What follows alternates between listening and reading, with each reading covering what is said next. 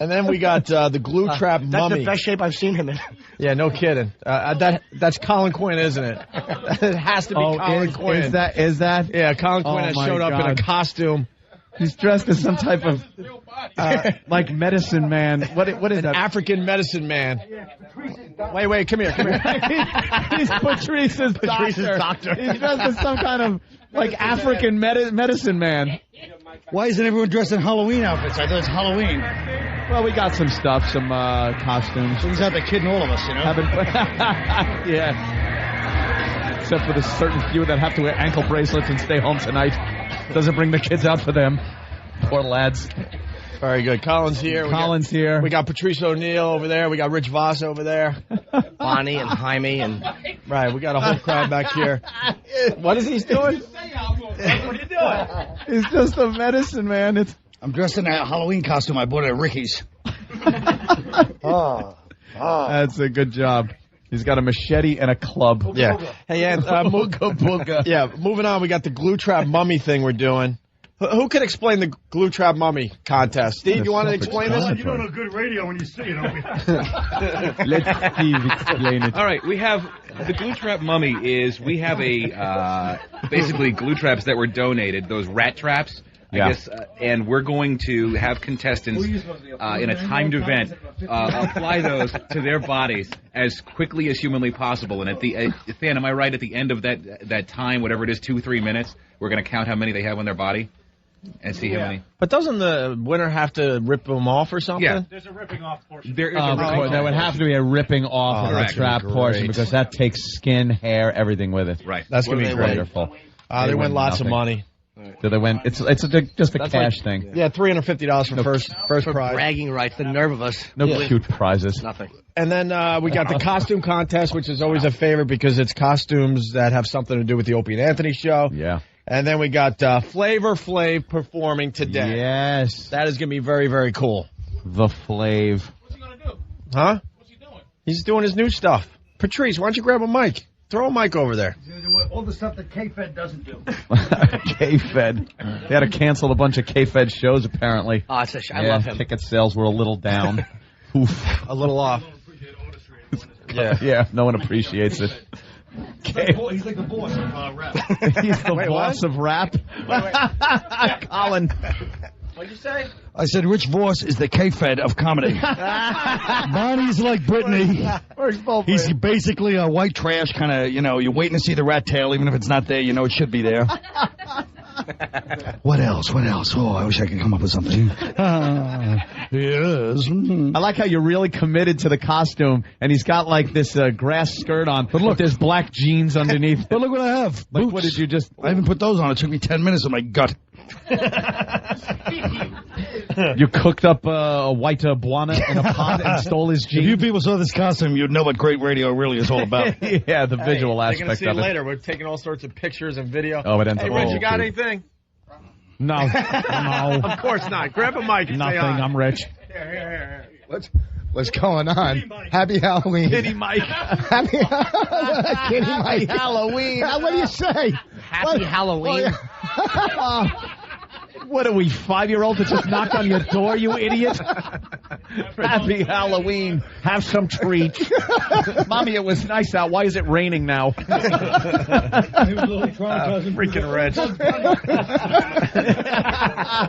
Hey, did you check out the FHM magazine? It's so cool, man. It's cool, right? Yeah. Did you see the magazine? Oh, Colin's not in it. No. Well, this is going to be awkward now. Well, because we didn't have the page space. It's cool. Whoa. Wait, get a mic on. Get a mic on Colin. He's killing and no one's hearing him. Unfortunately, they're fighting with each other, so they can't share a mic. Every time I see Bonnie, I'm waiting for her to go, you know what? This is it. I've had it with the marriage. I guess you got to catch her after like 4 drinks when she's like, I can't do this much longer. I thought he made more than $1,400 a week headline. And the guy's been doing it for 25 years. Hush. Oh, man. Let me. Yeah, I'm not killing you. Well, I mean, if it lasts 1 month, that's 2 more weeks in your marriage. That's uncalled for. That's totally out of line. Jesus Christ. That's totally out of line. You guys got divorced on a honeymoon. That's totally out of line.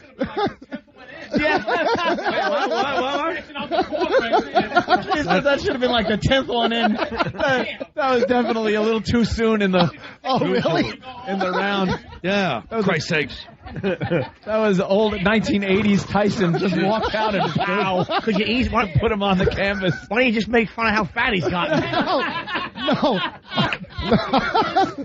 I don't. Like Orson Welles. Who are you for Halloween? Robert Kelly? I like that one. Jesus. Oh, now Rich I don't is mind getting being the cock as long as Bob gets it. He's getting confident now. What happened? Your mama got cancer. Oh, my God. Yeah, Bob is known to take it up a notch, isn't he?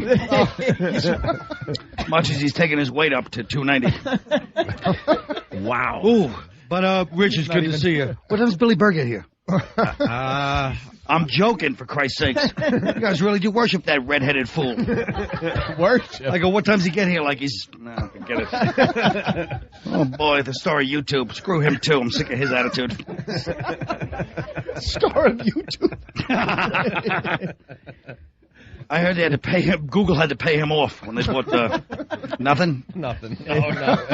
All right, listen. Bonnie, it's good to see you. I missed the girl in the corner at the Cure concert. But listen. Anyway, great radio. Too bad it's not TV. Adorable. She looks gorgeous, but it's a kind of a goth, depressed look. I wonder what that's from. I know where the depressed comes from. What did I do? She was in California, you know, dating like alternative guys. She had free access to Zach Galifianakis' house anytime she wanted. Now she's in the back of like Jimmy Reed's Comedy Alley outside of Demarest, waiting for this idiot to get off stage. Wow, you two are just brutal. Oh, it's going to be a great night, man. It's just brutal to each other. All right, listen, we got to take our first break. It's just mean. It's not even. It's not even good-natured ribbing. Yes, it is. It's not personal nasty. It's Patrice's sitting there with the girl that's suing Benzino at Source Magazine. Patrice's girl. We see her once a year. Be nice. Yeah. He takes her out once a year on Halloween. Helena. Listen, we got to take a break. When we get back, are we going to hit the stage? Is that what's going to happen? I think that's the plan of action. Or should we do another break from here? I would do this all night long. Right. The thought of stepping in front of those animals. Yeah, we're going to figure it out. Hitchcock, what he wants to do. His body, look at him. He is shaped like a mystery director. Oh, I really am finished. Oh, Colin, you are being hammered. Yeah, he's sitting right here. Here's. Somebody came in with food. 3 plates of food over to Colin. All right, the Opie and Anthony Halloween show is brought to you by Saw 3. If it's Halloween, it must be Saw in theaters everywhere. We're going to take a quick break. We might do a little more from backstage, or we'll hit the stage. We don't know what's going on yet. We're at the Hard Rock Cafe. It's the O&A virus spreading across America. All right, we're back with the Opie and Anthony show, the O&A virus spreading across America. We're still backstage at the Hard Rock Cafe getting ready for our Halloween party. And, yeah, we were going to go out, but then we said, screw it. Yeah. Let's stay back here a little longer. Well, the drinks arrived. Yeah, we got the comfortable couch. Right. We're still waiting for everyone else to show up, like Bob Kelly, and I have Flavor Flav. He's playing later on. Yeah, that's going to be a lot of fun. Is he here yet? Club Soda Kenny's stuffing his face over there. I accidentally see last Halloween. Well, to see a Bonnie Raitt video on. Woo! Colin's commenting on the bad videos that are playing. We saw Tears for Fears earlier. I know. We got to turn flash the sound down. In the dressing room here, and it's all bad 80s video, so. Now, if you remember last year, we had the other dressing room, the smaller one. Yeah. Because, I guess, Hulk Hogan was here. Right. And he got this big one. So I automatically went to the one we went to last year. And that's where Flav is staying. Who did I feel out of place? I walked in, and before I knew it, I was in the middle of the room, and I just went, "Hi, gentlemen," and then left. I'm so afraid. Why? Because I'm scared of black people. Is there a lot of them in there? Well, Should have brought your Nazi paraphernalia. It's Halloween. Why dress like I do every day? Yeah, you were reaching for the lights and you realized the lights were on. Oops. All right, so we got Rich Voss. You're going to go out into the crowd and see what kind of costumes we got? Go see what we got out here, yeah. All right, start walking. Rich Voss. This should be mediocre. I know. We bring you I'll forget it. Oh, shut up. Man, Colin is just now wrapped around Bonnie. That's all right. That's right. I want to save her from the awfulness of horse. She's very depressed. She's not depressed. She's as happy as she ever was. I know you do, but We're just... you look like you did when you were 13. Oh, there's a security costume right here. Oh, he's a security guard. Wow, it's really loud out there. You can barely hear anything. Can you hear any of this? Here we go. We have, hold on, we got this guy. What's your name? Steve, Steve, what are you? I'm a LARPer. I don't know. He really let them have it in Camden. He's a He looks like a gladiator. He's like a gladiator that just eats candy all day. Look how you're too fat to be a gladiator. I'm sorry? I can't hear it. It's hard to hear. Oh, hold on. We got a black ninja. Why are you even wearing a costume? Because I'm the Black Ninja, man. This is so cool right here. This guy's got all black on. Hold on. He's got all black on, and just his eyes are I showing. got to talk to you about this. I'm a black ninja. F-face right here. What's your name? But I'm saying, you know, if I have some diabetes, if I go to diabetes. Hey, how you doing? Look at it. Oh, this is cool. I can't say this stuff. No. This guy. Can't say that. You got to see. This guy's like what is this? A toilet? Oh, not so tender sentiments. This is a good one right here with a Norton picture on it. This is a good costume right here. I can't say this on the air. How long do we leave Rich out there to hang? I know this is hang himself. This is killing me. Don't leave it out. All right, this is nice. Keep it. Yeah. Oh, that one's good. I can't say this. What's that? Well, Rich, hint around to it. He can't hear anything. I could barely he can't hear say it. anything. Almost. You can't hear or say anything. Hold on. Rich. Wait. No, this is a good one. Hold on. Dumbest guy I know. Oh, look. What's up? What's your name? Josh. Yeah. Josh, you got a rat trap on. You're a big. Okay, what you are is a big thing that would be on Norton or Colin's chin at night. I hear what you said, but I said yes. No one can hear him. No one can hear me. Wow. Thank God they can't hear You know what? Listen, how's it going? We have You still dodging a little kid for money? We got an Arabic guy right here. I guess. What are you, a terrorist? Yo, you still dodging a kid for money, boss? Yes. Rich, turn around. Oh my God. We got Club Soda Kenny. We got Club Soda Kenny here. We got a lot of cool outfits out here. I got to say it. Bonnie, you should be getting a telegram soon that your husband has died out there in the crowd. It's He's bombing. I'm not bombing. I'm doing what I can. I can't hear. You know what? I'm getting sick of sent to the wolves. We are sorry to inform you. Oh my God! of the Look at loss this. Come here. of What's your husband, name? Rich Voss. What's your name? He was getting big laughs, and then he walked behind the Stemmons freeway sign. You remember me? It's hard to do. We got some dancers out here. We got some strippers out here. Strippers with costumes. What are the odds? Colin is. I'm Dustin. This is horrible. I'm going back in. Costume. He's got a machete and a club. All right, Colin's heading out. This is brutal. You're doing good, Rich. It stinks. I'm coming back. Oh, you're killing. You're killing, Rich. I can hear everything. It's fine. Can you hear this? All right, wow. Oh, we got a big crowd. I'm going to do what Rich just did. Oh, this is really cool. There's some people. What? You're just reporting facts. There's a floor and a ceiling. Yeah, there's a nurse over there who I really want to rape. All right, this is anticlimactic. It is. A bunch of people looking expectantly at an empty stage. What a disappointment they're in for. I know. You know how happy it makes me? There's somebody that not so tender sentiments. He's dressed like a box of tender sentiments. Aw. Oh, this is fantastic. You guys are missing quite a party out here. Yay! Wow. Picture complete nothingness with just a lot of people doing it. Yay! Let's go on the stages. And the good thing is, none of them have to get up early for work tomorrow. That's great. Now, we are going to have to go out there, Oak. Yeah, It looks like we were having fun back here, and then we realized we're going to have to address the crowd. We sent a recon party out, and now we realize the mercenaries have to go out there and save this and entertain a crowd. Yeah. Wow, look at this one. What a lovely girl. These are the strippers from New Jersey. Wow. I don't think she's a real nurse. She's not a real nurse. They're All just right, well, this yelling sucks. Let's at, go inside. they're yelling at Voss. Hold on. Oh, you talk to the girls, Colin. What are you going to say to them? Colin, yeah, what are you going to say, Colin? You got something to eat? Exactly. Why all the fat jokes? I don't know. That's Why all the fat We're jokes? done. Yeah, that was fun. That was Colin's doing a thanks. show about his eating. It's called Remote Lack of Control. All right, I don't know how much we're going to use of that. You guys That was decide. magic. Yeah, it was awful. There's nothing you can do. All right, we're gonna. Just too loud and. There's no, you can't get any conversation. What's the feel of the people out there? Are they Yeah. intoxicated? Are They're they? drunk, but they seem like they're normal. They're not out of control yet. They're not at the Billy stage. You know what I mean? They are expecting us to get out there and. They're just perform. looking at the Oh, stage. yeah, of course they don't. They didn't just come here for looking at an JB empty and Elvis. stage. They came for you two. Of course. All right, we're gonna break. I think we're gonna start the party next. Yeah, it's going to be a lot of fun. I mean, just from our little step out into that, we could just see the magic that's going to be happening.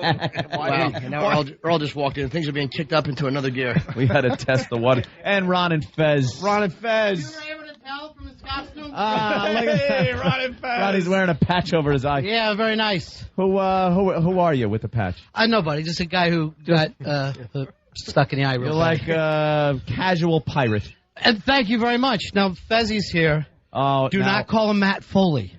A lot of people have made that mistake. Oh. Well, you're looking more and more like Sam Kinison. Thank you very much. But that was after he died. Right. After he died. Oh my God, Hi, Fezzy? Fezzy. What are we on now? Are we on satellite or terrestrial? This is terrestrial. All right, so I can't say what I wanted to tell you. But I'll just say the women have improved. Oh, okay. Since last year. Oh, yeah? All Yeah, right. a lot of hot women. Now that's good to know. I know it's really going downhill. Yeah. Yeah, they're of age now. And I know you have one of these contests tonight. We want Fezzy involved for the dunking, for the bobbing. Oh, bobbing? Oh, bobbing bobbing for for marital marital age. There you go. I didn't know what to call Is it. that how we say it? Yeah.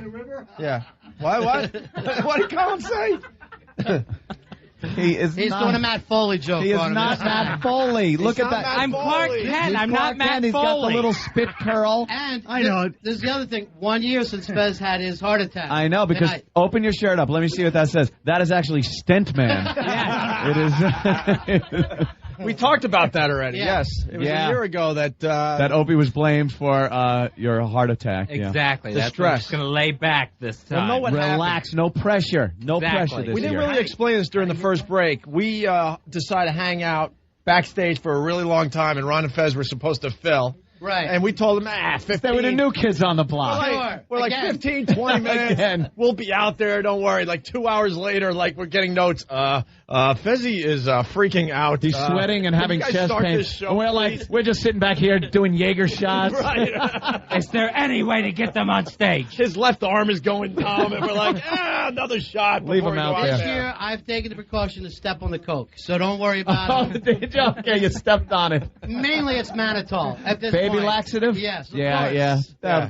That'll do the trick. Because obviously you can't take the pure and stuff. Foster No. actually went, I don't care, I'll still do something. Tell him it's cut with Clorox, doesn't matter, I'm still ready. Yeah, Boss just made that universal signal for toot in the bathroom. Yeah, right. Follow you in the Yeah, back. he touched his nose. Touch your nose.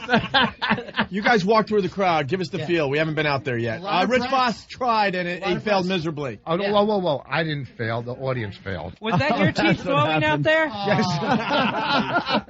Jeez, that's not right. What's the feel out there, Ron? Thought he was dressed like the Berlin Wall. I will say this, for an O&A gig, I never saw so many beautiful women. I don't know whether you guys I don't know what happened. hired them or brought them in, or...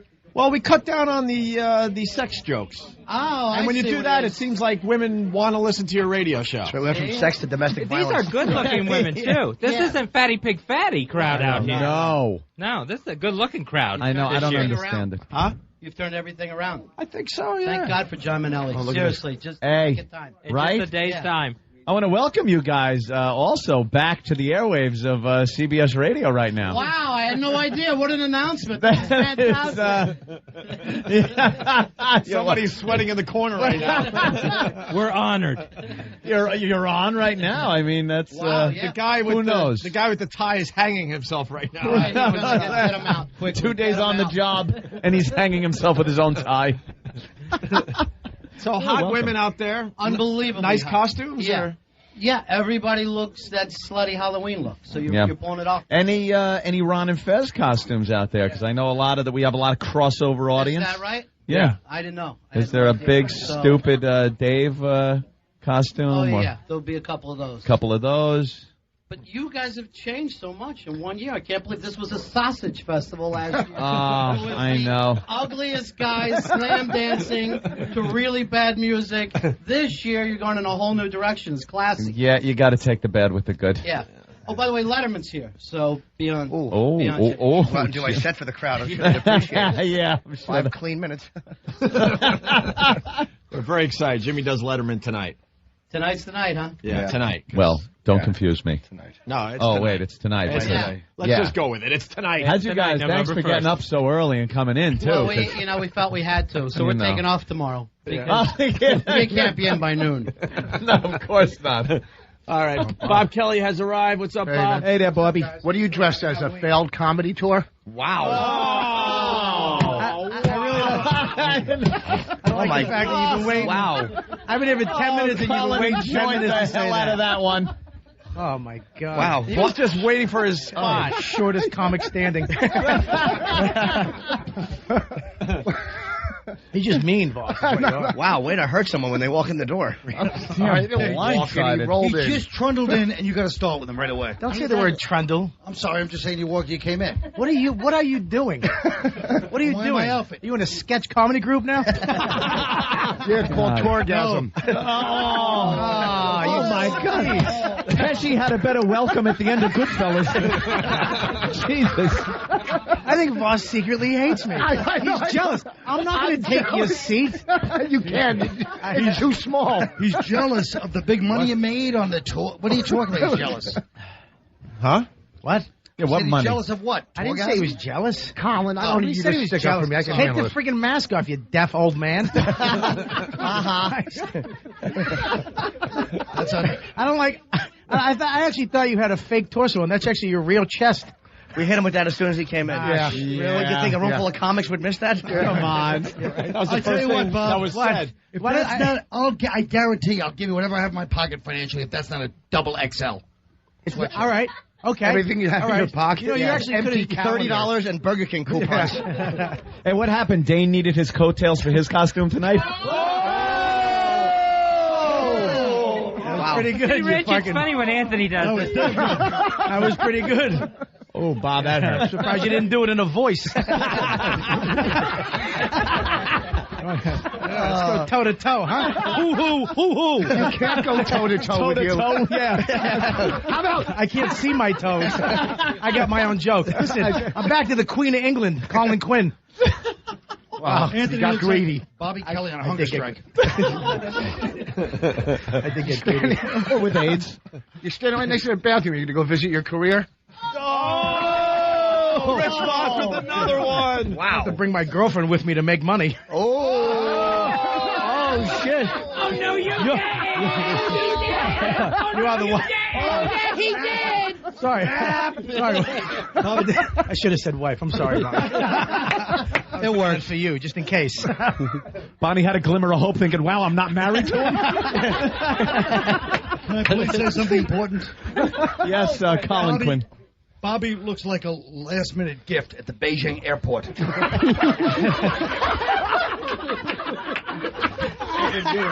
That's really good. Wow.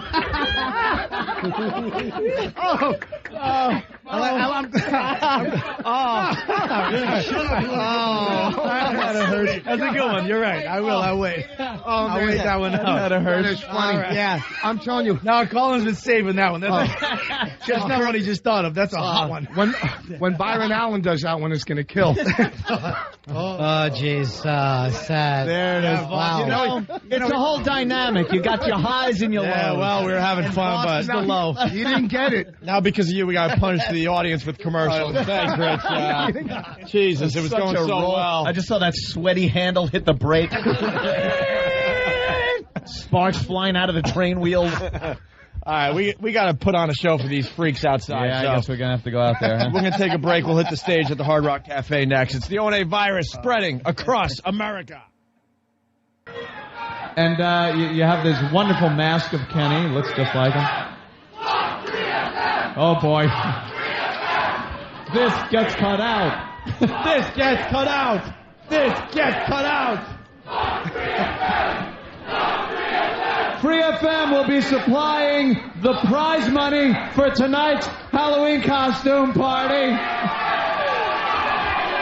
Hold on. Do all the contestants have the glue traps on? You guys are too easily dominated. The hairy guy right now is letting the audience put some on him. Right. So they're really putting him on tight. You know what? We need Rich Foss out there. Make sure the glue traps are on good. Yes. We don't want anyone cheating. They got to be... Sir, you're putting them on your legs. I see they're straight. It should be wrapped around your leg. Yeah. Wait, dude, you only need 12. You only need 12.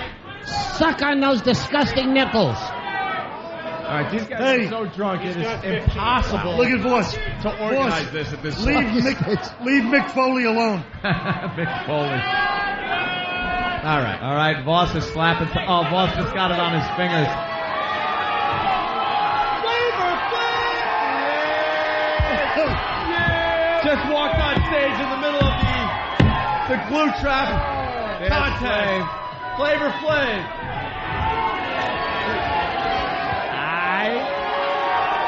Flavor Flav on the stage, Anthony. The Flav. Flav.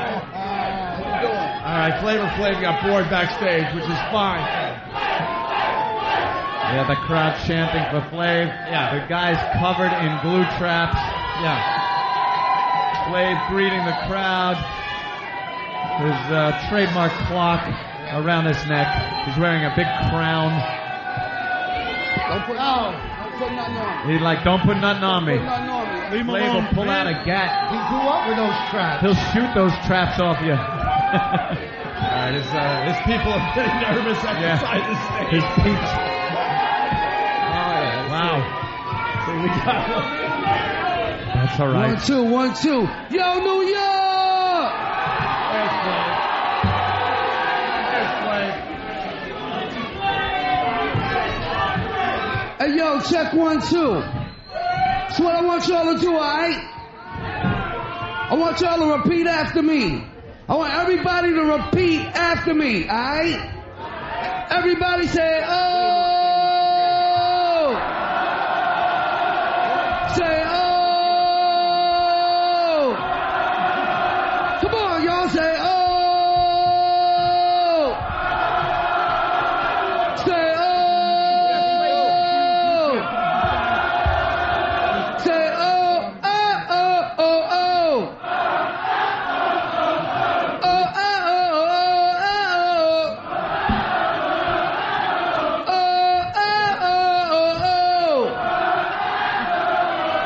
Oh, oh, oh, oh, oh. Now let me hear you say, oh, wee, oh. Oh, wee, oh, wee, oh. Come on, say, oh, wee, oh. Oh, wee, oh, wee, oh. Yo, New York, it feels so good to be home right about now.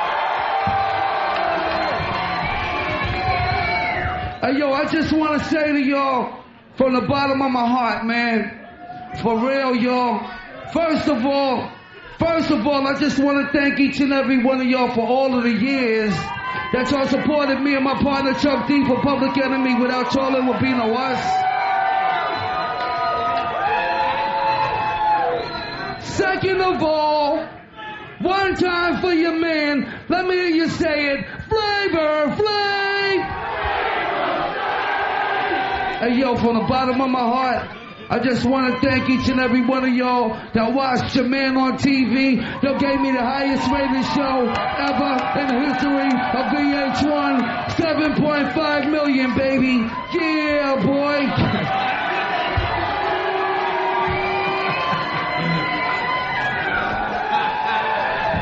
got the crowd. Wow. Yo, we're delicious. Hey, yo, check this out.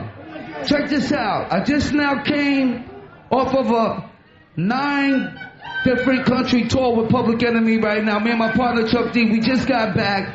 So I didn't get a chance to see Delicious yet. Oh, but believe me, it's getting ready to go down. Hey, yo, can I ask y'all a question, though? Is your man Flavor Flav pimping or what? Nah, but for real, y'all, thank y'all for making me #1 in the history of VH1. Also, to let y'all know my reunion finale, y'all got like 34.4 million, all that, you know. I ain't mad. Hey, yo, check this out. We're gonna get back to some music, right? I wanna come down here and party with y'all. Let me get off the stage. Come down here with y'all. Oh, yo, I forgot. Thank you, y'all. Yo, I love y'all, man. Up here on the panel. What's up? The panel. I call this the panel. Hey, yo, check this out, y'all. I just wanna say, too, for the first time ever in my life, You've been in front of this many white people. wrong. Hey, yo, can I tell you something? Hey, yo, can I tell y'all something? He's wrong, because I've been in front of more when I was on tour with you, too. Y'all need to know that. But I love you anyway, though. How about a song, Flav? Hey, yo, but check this out. Today, for the first time in my life, I just want to feel proud to say I finally released my solo album.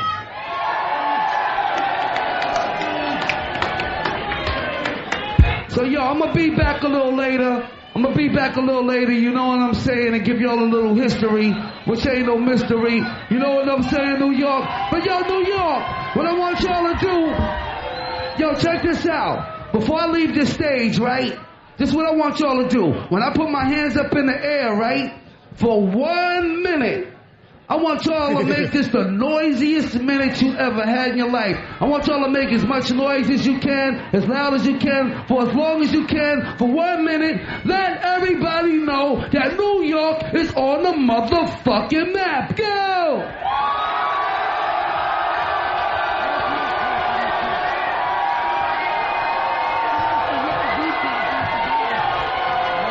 Come on! Come on! Come on, New York! Come on, y'all! Come on! Hey, Flav.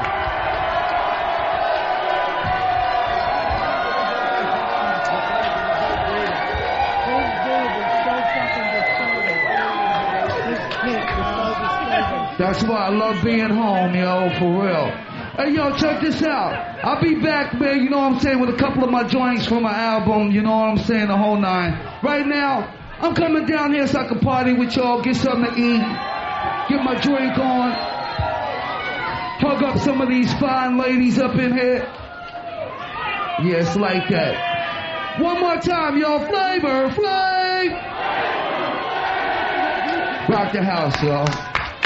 Yeah, there he is, Flavor Flav. He's coming back to do a song, right? Right. In a little while, he'll be back on stage doing a song. Thanks, Flav. We greatly appreciate it. All right, where were we? We were in the middle of the Glue Trap Mummy contest. You turn the lights back on. Holy shit. Getting too old for this shit. They don't even know they're turning off the lights in the green room. Hey. We're in the pitch dark, and no one noticed that they turned the lights off. This is amazing. This is amazing. I'm too old for this shit. This has sucked every bit of life out of it. Oh, my God, I'm exhausted. Well, we weren't supposed to broadcast and do a live show ever again. We said that every year. We go, we're never doing that. Yeah. And then every year, hey, broadcast and live show. Right. Let's be stupid. Right. Oh, my God. Now we're in a green room. Half the people are, like, passed out. They're leaning against the light switches. And it's pitch dark, and no one notices that we're broadcasting in the dark. They finally turn the lights back on. I thought I had a tumor because it slowly started getting dark, and I'm like, tumor. And then I realized, no, it's a drunk against the dimmer switch. Yeah. All right. Are we live? Can we just do this? I just want to know who took this mic and stuck it up their ass. Check. Yo, what's the deal? This is the Butcher Ed Brock, the white rapping intern. Some of you motherfuckers may have heard of me. The boys are coming back up soon. We got a candy eating contest coming up next. Oh, this isn't and very Flavor radio Flav, friendly. as you all know, is in the house. Flavor Flav! Ladies, whip 'em out Wednesdays coming up. Show your boobies. Thank you. It's so fun. Okay, don't. Flav's people have to do is chase them like 30 yards, and all of them will have a heart attack. Really? They're all fat. All right. It's like one black guy in the audience going, what do I feel like? Hold on. Save all this for the radio. I don't even know if we're taping. Everything is being recorded. All right. Well, can they turn down the audience mic so if they start cursing again, we can at least get this on the radio? It's like KGB. If someone's listening, just turn off the crowd mic. Oh my God, I give up. I give up. You know what? When you give up, Opie, you go over there, and I think those are shots of Jägermeister that we were supposed to take. All right, there you go. Finally, it only took a half hour. We went Thank on the you. stage. Are we ready? We could do this now? Holy shit. Come on, Steve. This is going to be on the director's cut, a lot of this stuff. It's going to be Halloween Party 2006 director's cut. Oh, you know Elo. Elo is going to throw all this shit right on the channel. He doesn't give a crap. He ought to be one of your people. All right. Believe me, Voss. He knows how to squeeze a penny. The making of a hack. Let me make the making of a hack. All right, hold on. Save all the stuff. Let me make it official so they know. All right, so they know ahead. where to start the edit when they have to put this whole mess together later tonight. I like how I'm being made to be professional and then like. Shut up! I'm losing my mind. Will you shut up, please? It goes from pro to yeah boy for a half hour all of a sudden. Yeah, what happened? Dude, Now I gotta be reined in. It's recess for me, but yeah boy Shut to 10-9. up. Give him the intro. Shut up. Give him the entrance line, Ope. All right, it's the Opie Anthony. Who? I'm done. It's the Opie and Anthony show. We have retreated to the green room, Anthony. Well, we were pushed back, yeah. Yeah, we were pushed back. I don't know what the hell just happened for the last 20, 30 minutes. I don't know what made the radio. I have no idea at this point. I know we were doing a glue trap mummy thing. Yeah. Then all of a sudden Flavor Flav came out with an entourage that was really freaking scary. Well, I thought all hell was going to break loose here at the Hard Rock Cafe, but it worked out in the end. Flav had the crowd, man. He sure did. Well, he's a They hype dig man. him. Yeah. He knows how to get a crowd What going. is it to say, oh? What, is that bad to say he's a hype man? Did I say something wrong? Didn't say anything. You know, I Rich just haven't Voss, heard that in so many years. Rich Voss came up to me and just said the worst, most racist thing when Flav was up there. Because Flav was going, hey, oh, now give me a, hey, say, oh. And what did you say? That's all he knows how to spell. That's all he knows how to spell. Hey, hold on. Brave man. What? No. This dressing room is right across the hall. I'm saying Why don't a you joke. knock on that door? Oh, yeah. Well, here's the joke. No, I'm not doing nothing. No, you Yeah, all right, let's go. You guys will kill me. I Follow can't Crazy. decide. Follow Sam. He's taking the Hawaiian punch over there. Let's go. This will make for great radio. No. I'm not brave at all. All right. Look at this bitch. I'm trying to do a joke. What a girl. Look, Voss is looking for a peace offering of Hawaiian punch and cheese doodles. Boy, it's real brave when it's in a room full of white men and Patrice. Let's go. No, you're right. Come on, let's go. Bring Flav in here. I gotta Patrice, one of these days you're just going to have to punch a white guy in the face in front of all of us. Leave him alone. You're just going to have to do it. Just to prove a point. Simply that sometimes when Flav was out there, it looked a little bit like the opening scene in Last King of Scotland. Nothing. No one's seen that movie, but I want to see it, though. Now I got to see it. It wasn't bad. It's getting great reviews. I got to give it to Colin. It's a new enough reference that it deserved more than it got in this one. No one's sorry. Wait, can we get Jimmy up to speed here? Thanks. Rich, why don't you say what you said a few minutes ago? Because Jimmy just walked back in. I was outside. I didn't know. No, really, when Flavor Flav was doing his thing What'd you say? with the O's and the A room of white guys and Patrice. Hey, that's all he knows how to spell. right? Oh, you're. Yeah, what are you trying to say? Damn, you just lost every bit of confidence you ever had in your confidence life. left. Did you, Opie, you Because just Opie took was the willing, complete he knew heart Opie out was of gonna him. go knock on the door. You took the heart completely out of him. No. Yeah, because he's shaking now because he knows I'll go and do it. You're right, you will. Wait, I want to explain this to beat up. me. If it was just Flavor, it might be good. Yeah, but he's with 4 guys that want to fight somebody. Opie was like that guy in Temple of Doom. He just reached in and grabbed Voss's heart out. He watched it pumping. It was over. It's too good. Hold on. It's too good because Jimmy's got a share in this laugh. So Voss was all cocky back here in the safety of our green room and making Flavor Flav jokes, saying that he was only doing oohs and ahs because that's all he knows how to spell.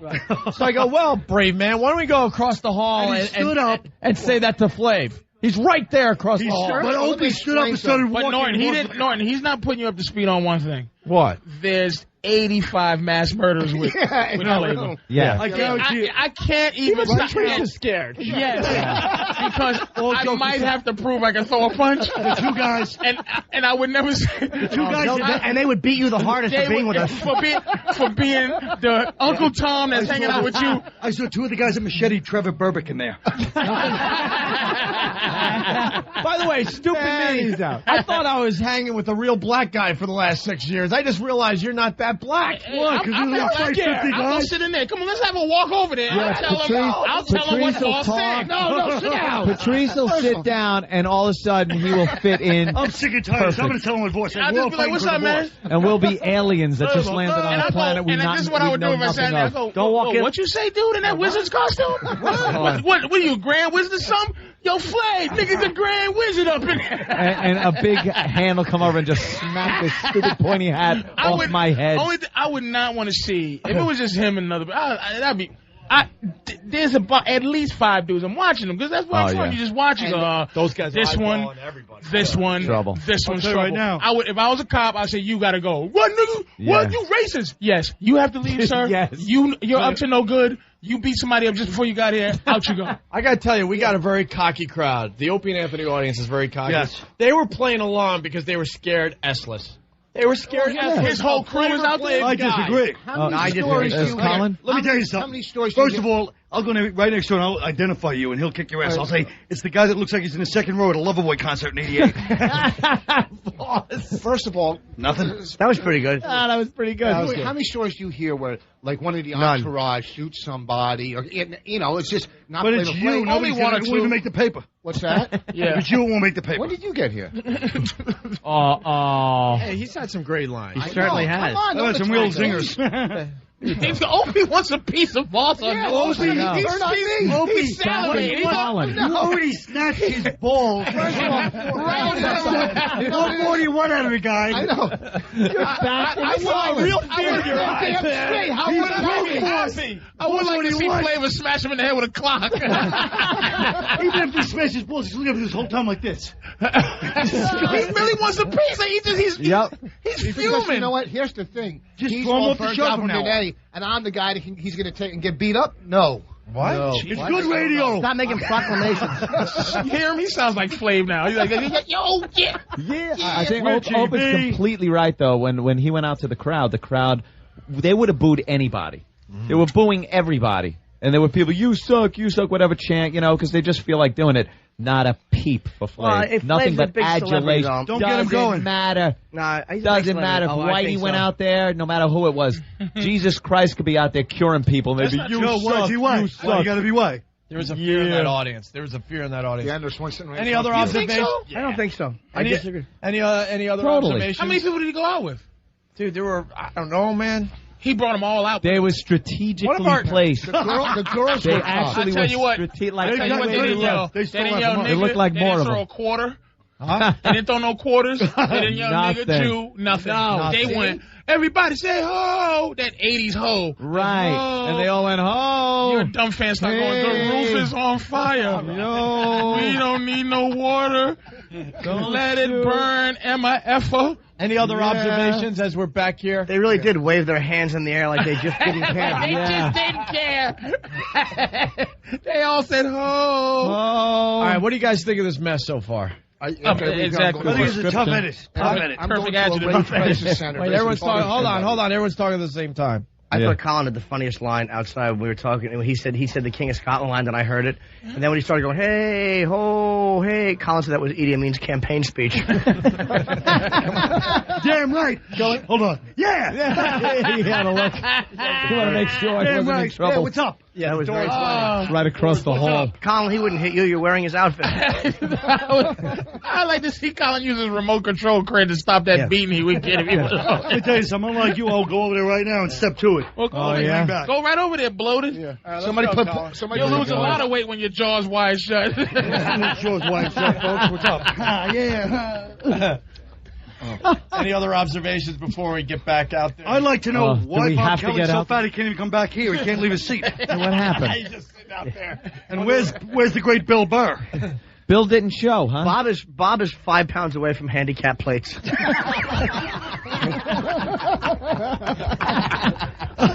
I can't wait to introduce him one day, and he rolls out on a little rascal scooter.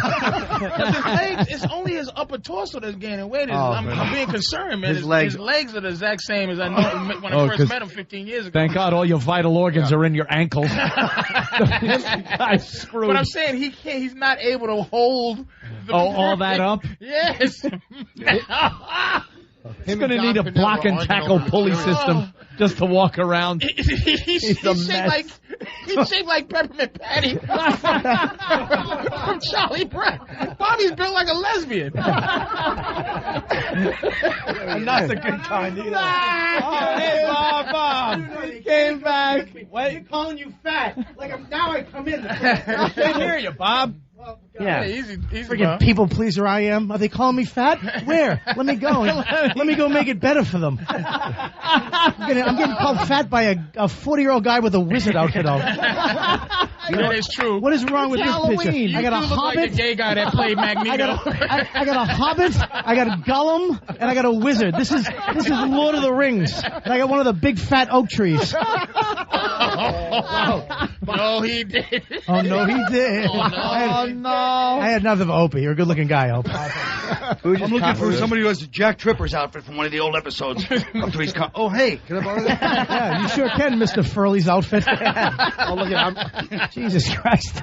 Why do you look like Mrs. Furley. How's your neck? Why'd you get greedy? What are you going to do? Rich Ross is in the room. It's either me or him. That is good when you take half the costume off, because now Colin's in an Adidas jogging suit with a grass skirt on. Actually, that's not a grass skirt. That's his contract from Comedy Central for Tough Crowd. Oh, that was a damn good one. How you doing? I've been fucking saving that for a while, fatso. You're the only man that looks like he's wearing an ascot, but he's not. Damn it, Bobby. I wish the O&A fans had it. Supposed to be funny right after that shredded. You know what you said, Bobby. You know the O&A fans don't know what ascot is? They just think he called me a pastry. Dude, he called him an ascot. Dude, ascot. They're looking for Scott so they can ask him. Make a spats joke. Oh, God. All right, we got to get back out there. We don't. Jeez. Do we have to? I don't want to do it. I feel like some of the soldiers that got leave and then they have to go back. It's like I made it through one round. Oh, they're so wasted. They're so wasted. What's the note? What's the note there, Steve? Damn. Chuck D just showed up. Chuck D. Chuck D. Are they going to do something? Wow. Are they going to do a little something? This could be the reunion of the year. Can I see that for a second? Yeah. No, Genghis DeLuise. Wow. I don't like that Quinn went to a room and wrote. He's trying to make a comeback. He's trying to make a comeback on your damn Halloween show. Well, I was just going to say we can get... That shut it, Bobby. Stop. I know. Just let it go. We can get them. He called you two fat people from different times. He called you a 14th century fat man and a 20th century fat man of completely different races. Oh my God! I don't like that. He called him. Yeah, I don't like that fat Keith Sutherland who's getting me. I don't like that. Why don't you shut up while we watch Cannonball Run outtakes? And then we can watch Fatso on 224. God. Wow. Nice. How you doing? Nice talking to you. Give me the mic back. Wow. Oh God. Oh, Colin. Colin Quinn is Genghis, killing. it's over. It's over. Colin, you should give it up. It's Freight train. Yeah, Colin, you should go Genghis home, man. You're not going to get much better than that tonight. Yeah, it's over. Genghis Deloise, shut it down, Bobo. Two different I'm hemispheres on the globe. Right. Wow. This is weird, man. It's like War of the Gourmet Muffins. I don't know, because you know why? Because I came in fat. You two got fat. You're a mess. We watched y'all disintegrate. I've been like this forever. I walk fine. Both of you come in waddling. My knees are used to it. Did you hear the opening line? Chuck D's go, how low can you go? Not under 300. Not steal in the hour of chaos. All right. Oh. Yeah, we got to do it, huh? This was therapeutic, I got to tell you. Because it was really frustrating on that stage for a while there. Yeah. All right. What are we doing next on the stage there? Candy eating. All right, we're going to do a Candy eating. contest. Now, what type of candy? Is this going to be enough where someone's going to puke? Yeah. All right, let's get back 5 there. pounds? Is Pat from Menaki in this? All right. Oh, good. Because he's diabetic. Can you Once cheer his up, legs please? fall off. This is, we got to go back in the field. That's it. Back out. Hey, Your R&R's over, ladies. Come on, Voss, let's walk by Back Flavor out in the Flav's field. dressing room. Once more into the beach. Hey, Flav, Rich Voss has something to say to you, sir. The door, lest he think I'm Rich Voss. Flavor Flav. And just punch the first white person he sees. All right, it's the virus, the Opie Kicked Anthony ass, my show. friend. What is it now? We are heading back onto the stage. Might as well do this. Just continue. Yeah, continue right out onto the stage. Joe Buck. We're on stage, and there's the crowd. Some really hot chick is out there just throwing what? Yep. Throwing lays out there. She's from Germany, Opie. Yeah? Yeah. Fraulein. She's beautiful. Yeah, right. the crowd seems to like her. They're getting ready Especially the guy with the swastika on his arm. Nice costume. Flavor Flav is going to perform in a few minutes here. So that's going to be very, very cool. That was a lot of fun backstage. How you guys doing? You all right? You hanging in there? Yep. All right. All right, all right, all right. All right. They're just checking. All right, they're... Jimmy Norton rejoining us. Thank goodness. Check. Hey. All right, we're just about ready for Flavor Flav. Check. What the fuck is up, New York? New York, what's up? Hit me. Yeah. 1, 2, 1, 2, let's go. Hit me.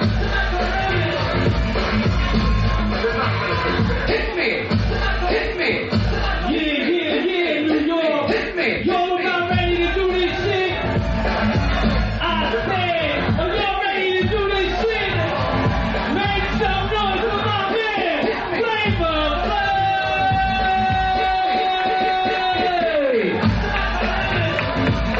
Hit me.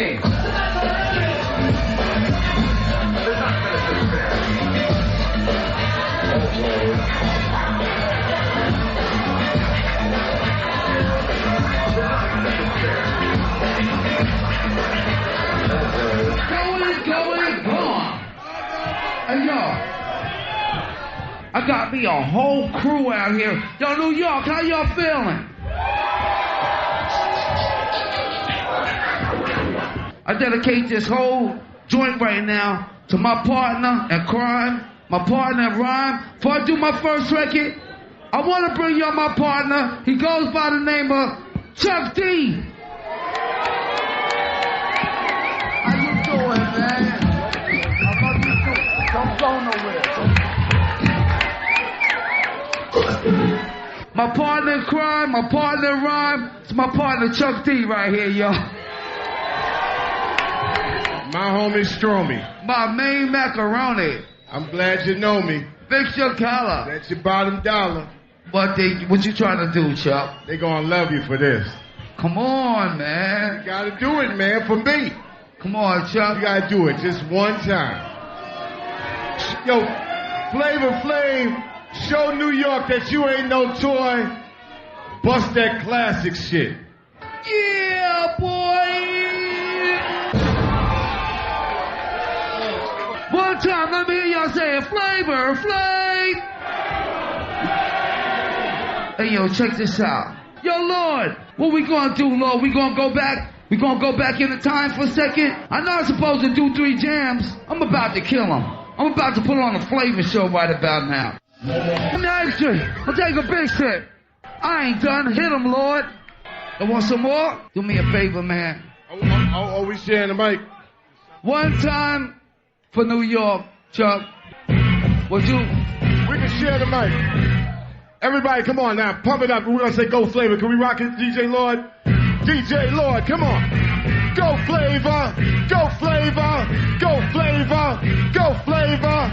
Go Flavor. Go Flavor. Yeah. And you don't stop. Chuck D, I wanna rock. Public Enemy #1. What's up, Chuck? So what's up, Chuck? What's up, Chuck? One. Get low, down high, you can't deny. Home people, you will testify. Just after you, the indicate, gonna stay and make your body sway. Cause we got the funky beat on the street, on your feet, can you feel the heat? In your mind all the time, you don't have to find the effect of a rhythm. On your body, on the ears, so have no fear. In your ear, everywhere, if you can dare. Take this, never miss that funky list of super rocket cuts that you can't resist. On the move, make a prove that with you. These super rocket cuts will shake your butt. Spin your back, get the neck of the funk attack. Flavor Flav, take that. Check it out. I'm all in, put it up on the board. Another rapper shot down for the mouth that roars. 1, 2, 3, down for the count. The reads under my lyrics, oh yes, no doubt. Cold rock rap, 49 supreme. Why using our truth? I never lose to a team. Cause I can go solo like a Tyson polo. Makes the fly girls wanna have my photo. Run in the room, hanging on the wall. In remembrance that I rock them all. Suckers, ducks, so hump MCs. You can't ride the kids, so go cut the cheese. Take this application around like these. My rap's red hot, 110 degrees. So don't start pacing, I'll start placing. Bets on that you'll be station. You in your mind for a beat from around. A time for a crime that I can't find. I show you my what? My Uzi weighs a what? Cause I'm public enemy #1. And I when I jump in my car, people treat me like a ream. No matter who you are, when I'm off the bar, I bet you go hip hop and the rain hurrah. But the eyes are ooh, it's my kind of news. Pop your tape in, put your car in cruise. I never heard the boo, I never drink food. Well, I just watch the rhythm, left alone the blues. The L.I. mystique, you sneak the peak of look, and then you know that I'm never weak. I know you can't wait, it's never too late. No fear, I'm here, everything is great.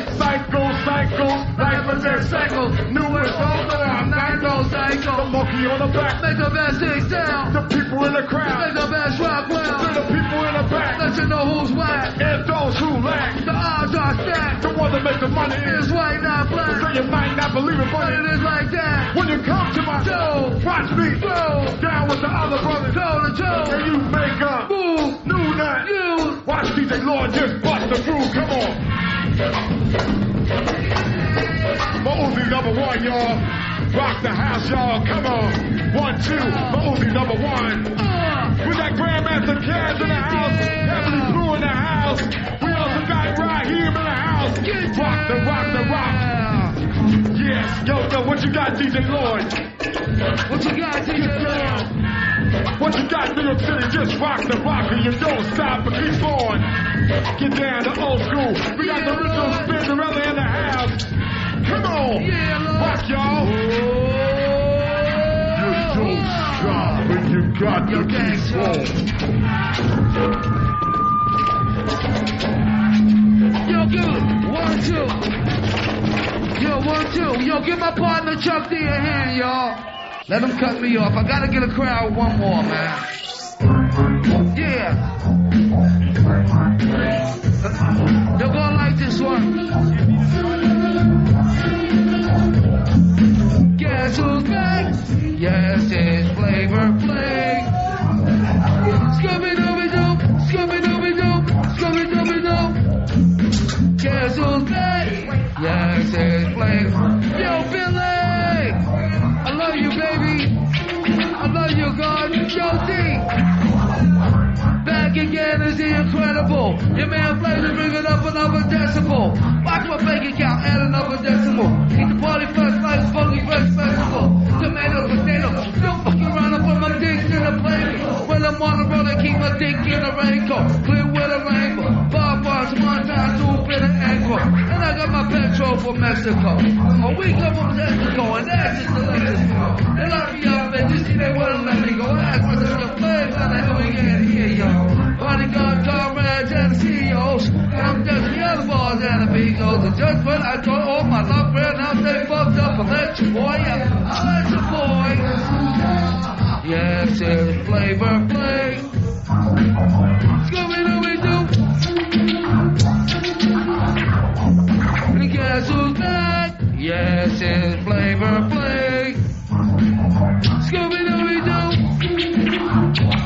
Yo, Timbo. Back in your face and I'm kicking ballistic. And other people kicking balls in Texas. Flavor Flav is back on track. And I'll never be whack. 2003, I came out the system. And I see was the beginning for me. That's when I got caught with the gun. And then they locked me up. And they broke the key. You see, I had to do my time like everybody else. And they took their master chain off the shelf. Then Flavor Flav. And the jail locked down. Give me a pen. All over the island. There's a nigga who didn't came around. The people was around. So here we go. Just like K.I.M. Keep it moving.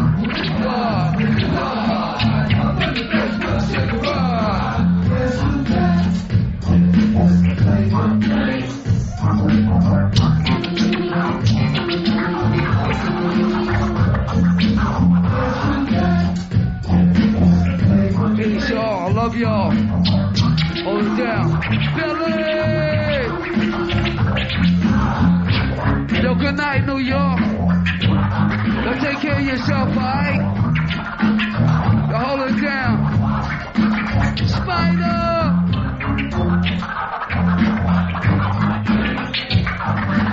Yo, Lord.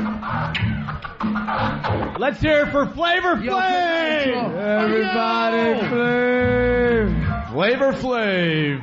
And we'll be back. Thanks, Flav. With the Opie and Anthony Show, the One virus spreading across America. And we're back with the Opie and Anthony Show, the One virus spreading across America. It's our Halloween party at the Hard Rock Cafe. Flavor Flav was amazing. Wow. Absolutely amazing. What was more amazing was the entourage. Yeah. There was quite an entourage with Flavor Flav tonight. A lot of people. More than we take with us.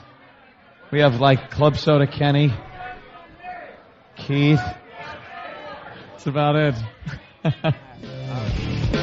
Good morning and welcome to the Opie and Anthony Show. The O&A virus spreading across America. It's good to be back in the studio. Yes, it is. It's very good to be back in the studio. I like the safety, the sanctity of the studio. Hey, what happened? It was a bit abrupt. What happened? Yeah. It just stopped on its own.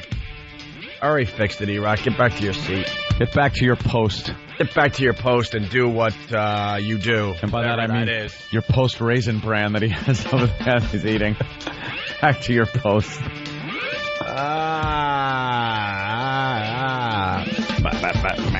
Yes, back to the safety, sanctity. Well, we did our Halloween show. And paleness of our studio. Yeah, we did our Halloween show at the Hard Rock Cafe on Tuesday night.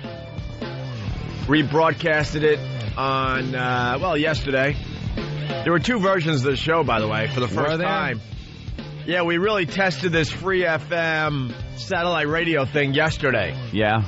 Yeah, because, how do we explain this? Well, if you're listening to us on free FM right now. Or any of the other FM affiliates we have around the country. True. What you're hearing is also pretty much being heard on XM. Yeah. Except for when they dump out, XM gets to hear the uncensored version every morning. When we say something naughty. So they get to hear a few extra curses. Yeah. But yesterday, it was 2 completely different broadcasts. Because it was taped that night and then aired the next morning. So people had time to paw over it. And they made an XM version and a terrestrial radio version. And very different shows. Really? Extremely different shows, yeah. Interesting. Yeah, because, we have faithful listeners that go to all the events, and they thought it'd be really, really funny to start FU chants and stuff. Yeah. Are they the same people that get on the message boards and bash the show that we do when we're out live and broadcasting at the same time and go, it doesn't sound good. Because they're cursing in the background or yelling over what we're trying to do. Yeah, Never again, by the way. We're trying to broadcast a Halloween show for everybody, and I'm looking in the crowd, and I saw who was doing it. Yeah. And you will be punished. Trust me. You're not that strong on the message boards. You're going to see how weak you really are. But he thought it would be really funny to start, free FM chants and stuff as we're trying to broadcast the show and get something that is usable the next day. We need stuff that's usable that we could put on the air and, just get jackasses. You can't call yourself a hardcore fan if you're the guy, starting free FM chants because you thought it would be funny. Screwing us up so bad that we had to wait for the chants to die down and then try to start up again. You made the show a complete nightmare. And you pretty much just screwed over the guys. All the guys that had to hang out and edit the show. Right. For the next morning. And I saw who it was with his fist in the air. He thought it'd be fun. He thought it'd be funny. Mm-hmm. I understand 1 or 2 of those, but to do it throughout the whole broadcast where you make it really tough for Anthony and I and little Jimmy Norton and the staff back at the stations to edit the whole thing, you're not doing us any favor. If we're not broadcasting, favors. Who cares? If we're just out doing a live show, doing a road show, yell what you want. Doesn't matter. I don't care. But when we're broadcasting, and that's why we said we just don't like doing broadcasts at live shows. We've said it. How many times have we said it? And somehow we get bamboozled and roped into doing it again. We were just kind of saying before the show today that we were talked into it. No, we had no choice. Yeah. We had no choice. We had to do it. We had to do it. It turned out all right. The broadcast was all right, but for the most part, there were a few things that happened that were like, oh, Jesus Christ, this is going to be a pain in the ass to deal with. And then, okay, I can see this hour is going to be cut out. Right. The ticket distribution stunk. Yeah, right from the start. It stunk. Ticket distribution, what did we start giving away 3 days before the event? That was horrible the way that was handled. Yeah. Horrible. Yeah. And then the Flavor Flav debacle. Well, he kind of hijacked the show, which didn't help matters. 70 of his posse on stage. Do we need him to introduce every single person in his family and his posse and everyone he grew up with and people that just dropped in? I don't think he knew that it was all going to just be I don't think he knew he wasn't going to be announced. As far as I think he probably figured it'd be Jimmy, I was New York audience. Yeah, exactly. I was telling Anthony, in the office before the show today, Flavor Flav thought we were all on that stage just waiting for him to arrive. He had no clue we were broadcasting a Halloween show and that he was just one small piece. He thought it was a showcase for Flavor Flav and what he's up to now. And he just completely came out and hijacked the show. Also proving that Whitey's just scared of Darky. Yeah, Whitey. Look, I'll be the first people. to admit the best I could do in the middle of Flavor Flav completely hijacking our Halloween show was to go, Flavor Flav, everyone. Flavor Flav, everyone, hoping that would give him a little hint to get off the stage. Get off. That was the best I could do. Yeah. And Patrice O'Neal was looking at me, laughing his ass off. Everyone was. From what I heard, Ron and Fez, Ronnie had the best time. He was laughing at how uncomfortable we were and how powerless we were to do anything about it. Right. For the people that didn't, well, you know what? You didn't hear this yesterday. I think CBS, the CBS version of our Halloween show, they only had maybe 4 or 5 minutes of Flavor Flav. Oh, really? The reality was he was on stage for 55 minutes. Yeah, because we timed it. We timed it. He came out, and we thought we were going to get a quick hi, what's up, maybe an acknowledgement that he was even on the Opie and Anthony show. Do 1 or 2 songs, because Chuck D was there. So we got a little, Public Enemy thing. Way late into the set, which was really, really cool. But we thought we'd get a quick, brand new song from Flavor Flav, maybe an oldie with Chuck D. Dude, by that point, when they brought out Chuck, I didn't care if he brought out Martin Luther King at that point. It had been long enough that he was on stage. Yeah. Get off. It was really bizarre, man. Well, so he comes out, says hi, and then there was a posse that, let's not exaggerate, was it 40, 50 people? Yeah. Dude, at least. At least 40 or 50 people. And it was right in the middle of our mummy mousetrap. Oh, yeah. The glue trap thing. We were right in the middle of doing it. They were just ready to rip it off. Yeah. And him and 40 of his posse come out on stage in the middle of it. And just completely took over the stage, which wrecked the energy of that bit we were attempting to do. Oh, my God. And then Flavor Flav proceeds to take the next 20 minutes to introduce every single person in his posse. And who cared, really? Come on now. Who cared? He thought that was, and he really did think, he really thought, okay, this is like a whole Flavor Flav thing for me. Yeah, he didn't know. He thought it was a party for him. Because I said, look, I'll say one thing. He didn't take the money and run. He came out, said hello. He stayed there and I didn't even have a clue who we were. No. Dude, he did not have a clue who we were. Never mentioned. He's thanking everybody. Never mentioned Opie and Anthony, had no clue. And he's done our show before. Of course. So, don't think we're sounding pompous. I mean, he's done our show. He's been in our studio. Show.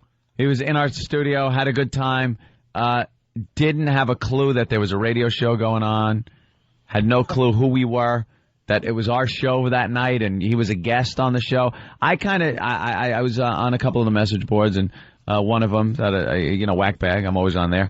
And I posted, because a lot of people are like, what the hell are the guys thinking, having him as a guest, just taking over the show like that. And I posted, it was supposed to be like Hulk Hogan was last year.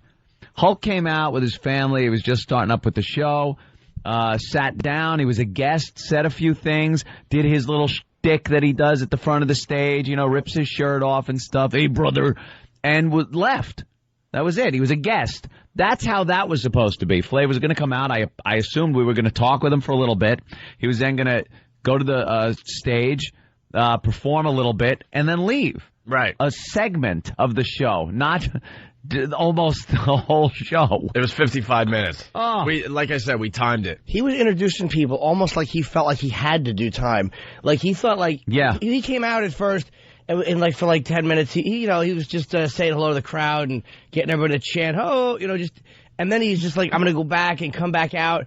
It was almost like he felt like he had to fill some time. Like he couldn't just come out and do two songs. No. All right, what do I do to fill time? Yeah. I have to. So did someone not get to him and maybe tell him what this was? I don't know. He so obviously didn't know. Was everybody so petrified that they did not want to approach him because he had just what appeared to be the best bank robbing squad I've ever seen in my life? And his security was intimidating. The people he was with were intimidating.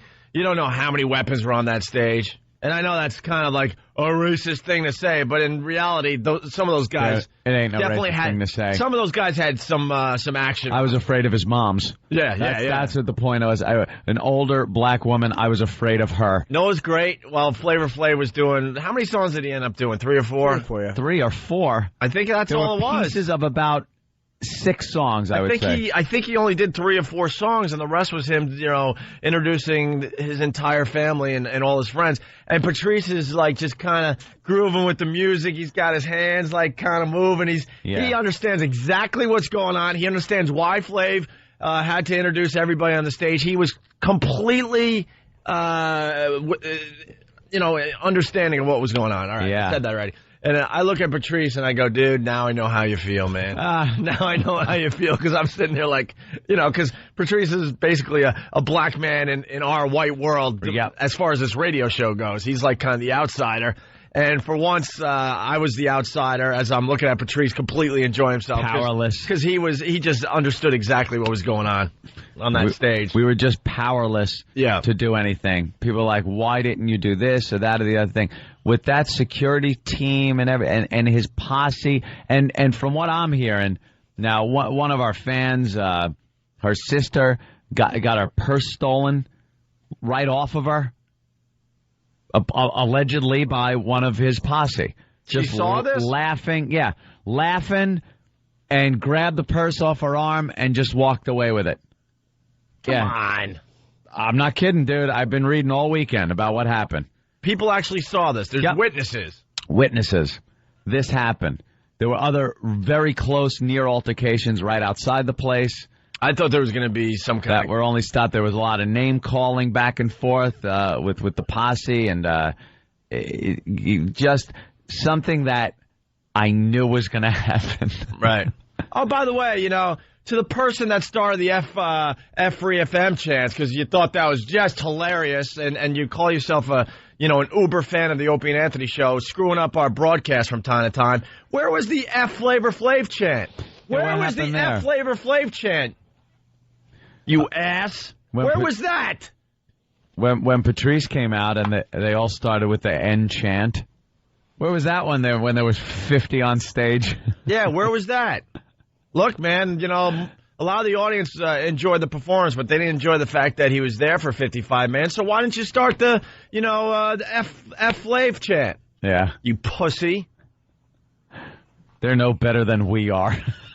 I honestly, God, did not find his group intimidating. The only two guys I thought were pretty intense were the two security guys that were around him at all times. There was two guys, and I kept watching this one dude stage left. I saw a stage left guy. And he was the real deal. He had a vest on, and all he was doing was scanning the audience. It's interesting to watch rap security guys. They're so different than anybody we deal with because they really do have a threat of guns in almost every venue they're in.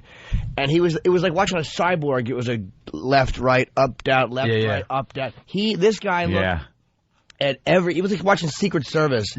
And the same thing happened at an MTV thing I was at. There was a guy who I recognized. He was behind one of these like chick pop star.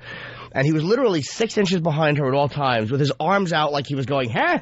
Like an old Jewish man's arms. Yeah. Huh? Right. He's a big white dude. And I'm like, where do I know you from?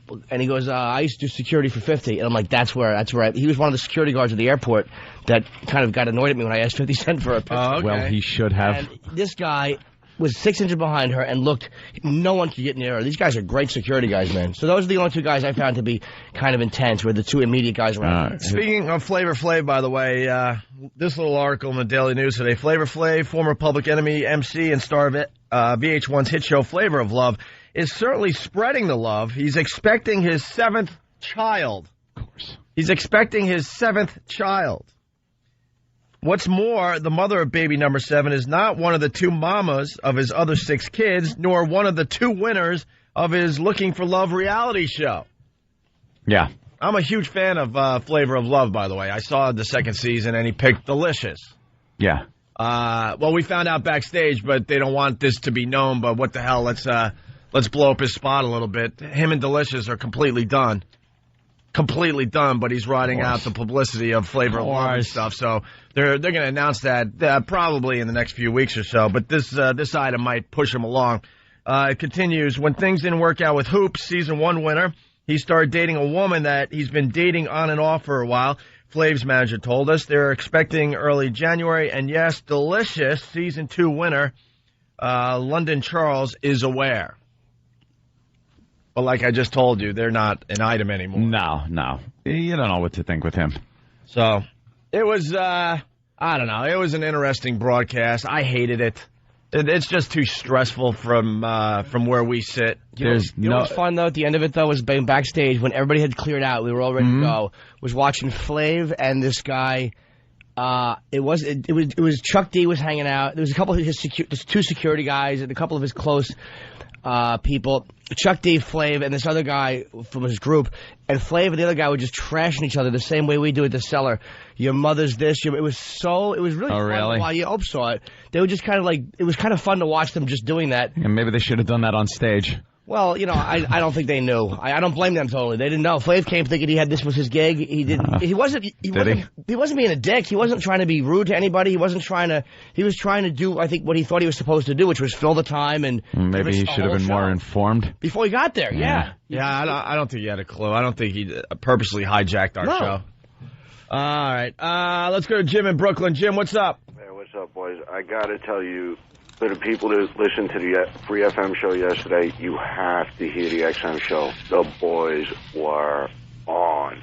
That first break when you guys were backstage, I don't think I've laughed that hard in a while. I think that stuff all made it on. Yeah, the show yesterday was definitely schizo because the stuff we did backstage was unbelievable. Some of the best radio we've done in a while. And then the onstage broadcast was all right. It was what it was. It was okay. I'm not proud of it. It was okay. It was okay. The guy's going back and forth. But in the green room, man, that stuff was just amazing stuff. Have a great day, guys. All right, thank you. Let's say hi to Sonny Forelli. Sonny, what's up? Hey, guys, what's happening? Hey. Hey, listen, I'm sorry I wasn't able to make it, but then again, now that I think about it, I'm really not kind of sorry. I mean, one of my biggest pet peeves about the whole show yesterday was, how the hardcore fans were disrespecting Free FM and the Halloween party. Yeah, thanks for the help, guys. I really appreciate it.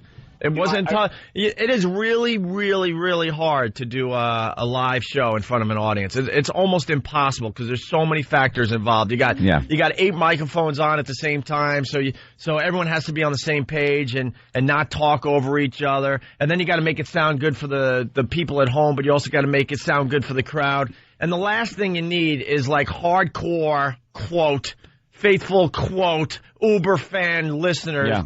Starting, FU chants, knowing that we're trying to get this on regular radio. Here's how we could have done it, and this is how other people supposedly, pull off the live broadcast. They don't go in front of the fans. Right. They find a place like the backstage portion of the broadcast. They find a place, they broadcast back there. Very, very occasionally, they'll go out and maybe gather up some fans, talk to them, tape it a lot of times, edit it down on the fly and play it. It's usually a music show that's out like that, so they could cut to tunes, things like that. To do the entire show in front of a live audience is nearly impossible. No one does it for that reason. Right. I wrote a whole thread on it on Whackbag, and I'm just very surprised that a lot of the XMers just don't get it. I just don't understand it, man. All right, thank you. Yeah, Ope made a great point by saying they really don't understand what we're trying to do with this show. And what we've been trying to do with this show since we've started the biggest comeback in radio history. Right. This is all part of it. You expect FU chants from maybe, some Howard Stern fans that got into the venue or something, not from your own people. Yeah. Not from your own people. I couldn't believe that was going on. Yeah, just screw up the broadcast. It was hard enough trying to, make something out of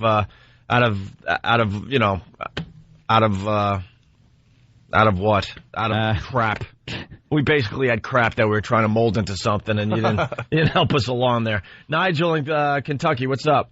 Good morning. I just heard the replay of the Halloween show on XM, and the parts that you guys had control of was, it was good for a live broadcast. But when your show or when the live broadcast got hijacked by that rap concert, it just went downhill. It's one for the ages, though, man. I got to tell you. The time that Flavor Flav hijacked one of our live broadcasts. I have never wished sickle cell syndrome on anybody more in my life. Here it goes. All right. Thank you, sir. Jeez. Let's say hi to Jay in New York. We got to take a break. But, Jay, what's up? Hey, Jay. Jay? Everyone was... Jim? Jim, what's up, Jim? Hey, I just wanted to quote all the other fans when Cigars and Scotch and I started the na-na-na-na, hey, goodbye chant. When I saw that. Oh, yeah, okay. Everyone's laughing at us. Heard that one. And there should... I'm sorry, man. I apologize. That's it? Yeah, I stepped on you. I didn't mean to. I just wanted to say, it was a great show. Even with Flavor Flav, it was just such a train wreck at the end. It was great. It was classic. Well, to be honest, I think everyone that was at the Hard Rock Cafe had a great time. So we took care of that part, but we also have to take care of the radio audience. And I think we pulled that off as well in the end, but it was a lot of work, man. Thank you, Jim. Great show, guys. All right, let's say hi. My biggest problem was the ticket distribution and the way it was done. And let's be very honest, there was a really great-sized crowd there. There should have been more people, but it wasn't due to lack of interest. It was because people were afraid to come down. A girl I know couldn't get in. The Hard Rock wouldn't let her in. And I mean, that's probably the instructions they were giving. She's like, I'm outside. They weren't letting people in. Well, my girlfriend had a couple of friends that really almost didn't get in. She had to find Hard Rock Johnny and get him to go to the door, and that's only because she can, and let people in. They weren't to capacity. No. So what was the problem when people wanted to come in that they weren't letting, and they were on the list. They were on my personal list. That the distribution of the backstage credentials was another problem I had. Flav, all his people are walking around wherever the hell they wanted to go. They went. Believe me, they were walking around anywhere they wanted to go. And then at the end of the night, my sister comes up and goes, me and Patrick tried to get backstage to get my stuff, which was in, your guys' room, and we're told we can't go back there. And she's got like a crappy pass that, anybody can get. My own sister couldn't have an all-access pass. The hell is that all about? Meanwhile, 70 of Flav's posse are going wherever the hell they want to go. It was just those are the things that didn't make the air. Right. But on a personal level, just pissed me off royal. Yeah. The fact that fans weren't being let in. And then again, well, we announced, too, that you could get into the show. Yeah, you could get in. Just show up and get in. Show up, so... I think we announced that even after the fact, because people were so annoyed for so long with the way tickets. I had no idea. I'm on the show and I'm like, did we give any tickets out? Yeah. And I know. Look, I understand that both XM, Free FM, everyone has interest in getting a certain amount of tickets and get great.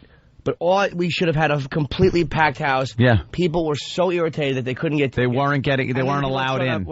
And that's probably what the Hard Rock was told to do. They were probably told to do that. You can't just let everybody in. By who? I have no idea. What is this bureaucracy that we have that we don't know? There's no single person to yell at. Oh, it's beautiful. That's it really is beautiful. America, man. Because no matter what issue is brought up about this whole broadcast, there's no one single person that you can walk up to and go, so you're the guy. Right. You're the guy.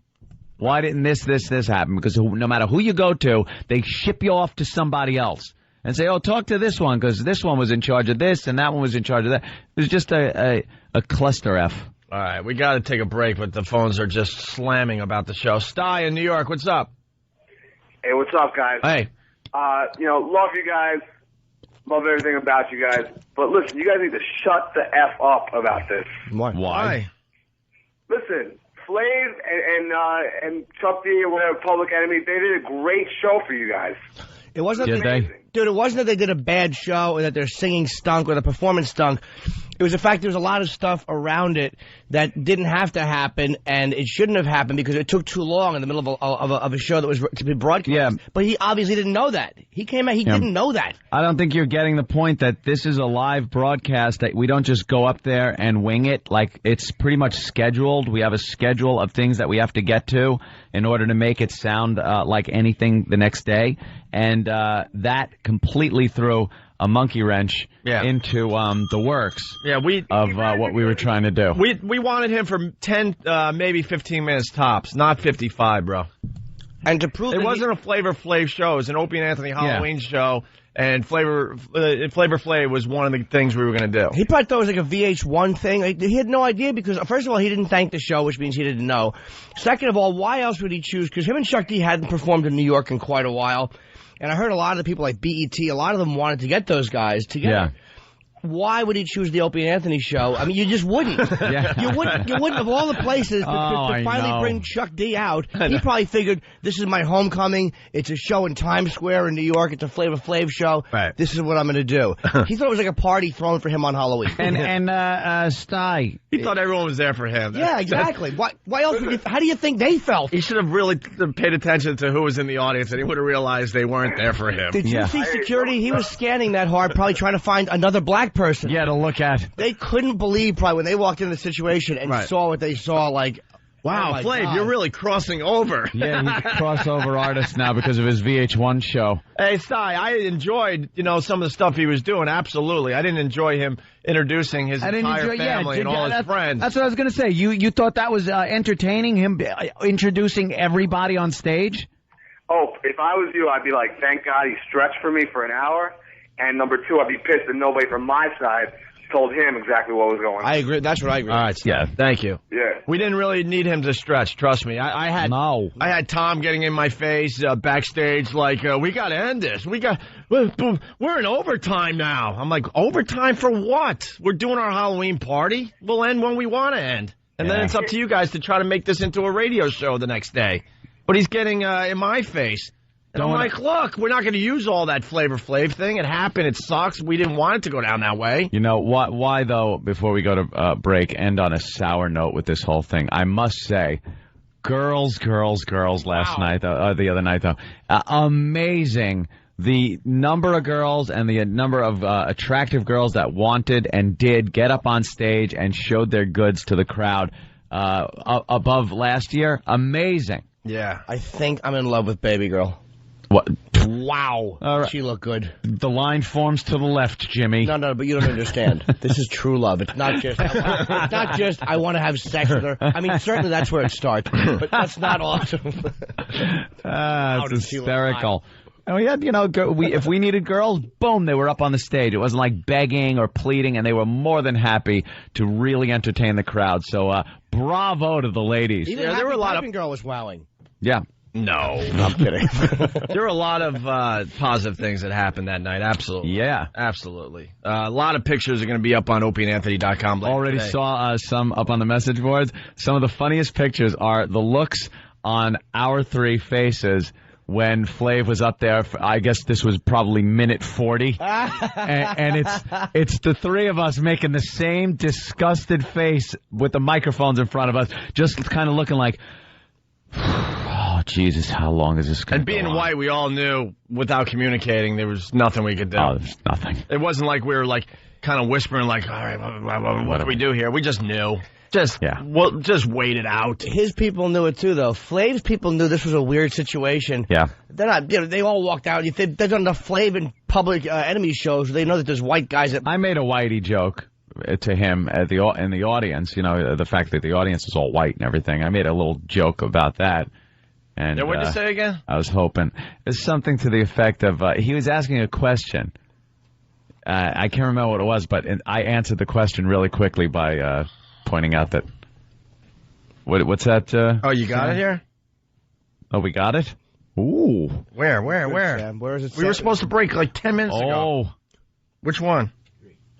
3? Oh, okay. Look at Sam. Oh, we got it. Boy, Sam. Thank you, Sam. That kid's good. Wow. This is what you had to say. Yo, check this out, y'all. I just want to say, too, for the first time ever in my life, You've been in front of this many white people. wrong. Hey, yo, can I tell you something?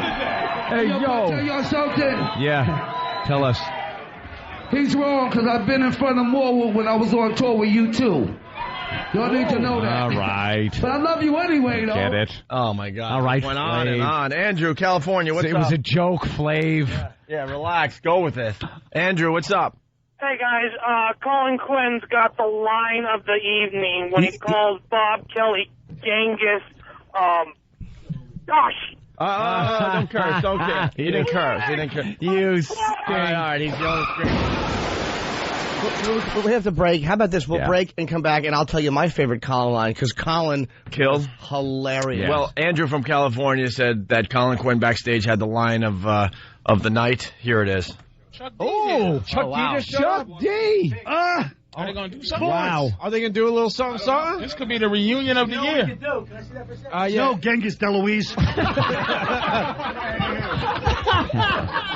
Wow. I don't like that Quinn went to a room and roast. He's trying to make a comeback. He's trying to make a comeback on your damn Halloween show. Well, I was just gonna say we can get.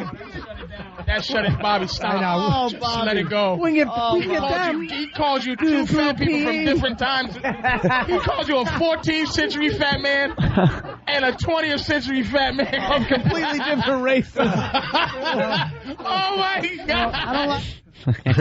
Yeah, he looked at Bob Kelly and came up with that line. And that wasn't even my favorite Colin line. What was it? Real fast, Jimmy. Because we're going to move on to your... Do we have the line about when he said to Bob, you look like, and he said a last-minute gift? Oh, yeah. He told Bob Kelly, which it was one of the best things I've ever heard Colin say. And I hope I don't misquote him. He said to Bob, "You look like a last-minute gift in the Beijing airport." That to me was probably the funniest line I've heard in 5 years. Colin was on fire. Colin's coming in today, by the way. That is exactly what Bob looks like. A little fat last-minute gift. It was perfect. Like, oh, I got to pick up something for someone. Let me get this. That's like finding like a diamond, and all you got to do is this. And you can sell it. That was brilliant, man. All right, we got to take a break. We're real late. I still want Colin dead, but that was a great one. Colin's coming in at 8 o'clock. It's the O&A virus spreading across America. We're back with the Opie and Anthony Show. The O&A virus spreading across America. Off the instant feedback, Chris K. from Boston.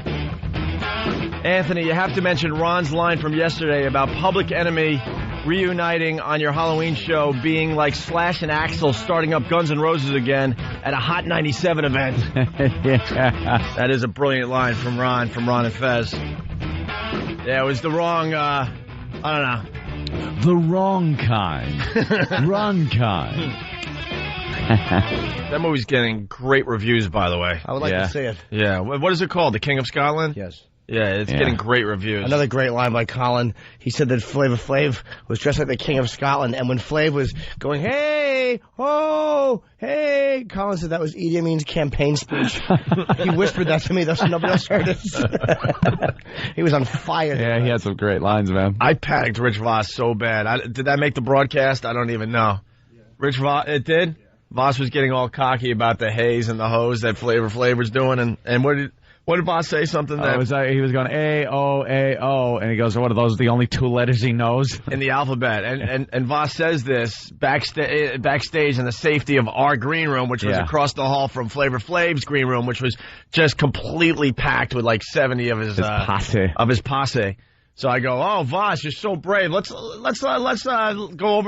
to Flavor Flav's dressing room and see if he enjoyed that line. Yeah. And the panic in Rich Voss's face because he knew I was going to do it. No, I earned these teeth. That was one of the fine highlights from the Halloween show. Lots going on today. Pictures are up on opieandanthony.com as far as the Halloween party goes. Lots and lots of pictures being added as we do the radio show today. opieandanthony.com. Our friend just got out of the shower across the way, so... Oh, no, she just got off the exercise bike, so she's going to the shower, right? So she's going to be very naked very soon, right? Yeah. Okay. Yeah, she does the bike and then the headstand for some reason. And then she takes her clothes off. She might want to bust up a few notches on that bike. We've suggested that. There's a reason for the headstand, too. Yeah. That gravity's a bitch. Gravity. She's trying to turn it around a little bit. Well, she's not going to do it. She stands for like all day at work. 5 minutes upside down isn't going to bring everything back where it was. Well, it's fun to watch. Yeah. She's on her head for like 5 minutes. Naked. Half the time. Quite the treat. All right. Colin Quinn in studio. Hi, yes. everybody. What fun we had at the Halloween party. Mamma mia. I left about probably 10 minutes before Flav and them, I knew they weren't going to wrap it up. Yeah. Were you on the stage for part of the Flav? Colin left in the middle of that whole thing with Flav. You just finally were like, what am I doing here? He's an old salt. He knew exactly what was happening. What am I doing here? I was there when they started. Yeah. Flavor Flav and Chuck D. When Chuck D weighed under 280. And I walked to the front, and as I was walking in, meanwhile, they checked me for like 6 laminates when I came in. They're like, look, this is what we have to do. I was like, I understand. 6 laminates, they go backstage. They had to take... Kenny had to come get me. They had to do it. They had to do a DNA test. Bunch of crap. I was retinal leaving, scan. the same girl sitting at that door, looking anywhere but to right where she was standing, as like... 50 thugs came rolling in. Yep. And I was like, boy, I'm leaving right before the Superdome. They came rolling in. Well, we discussed check their laminates? No, it was no. You didn't even look near them. Laminates, indeed. They was rolling 20 deep up in there.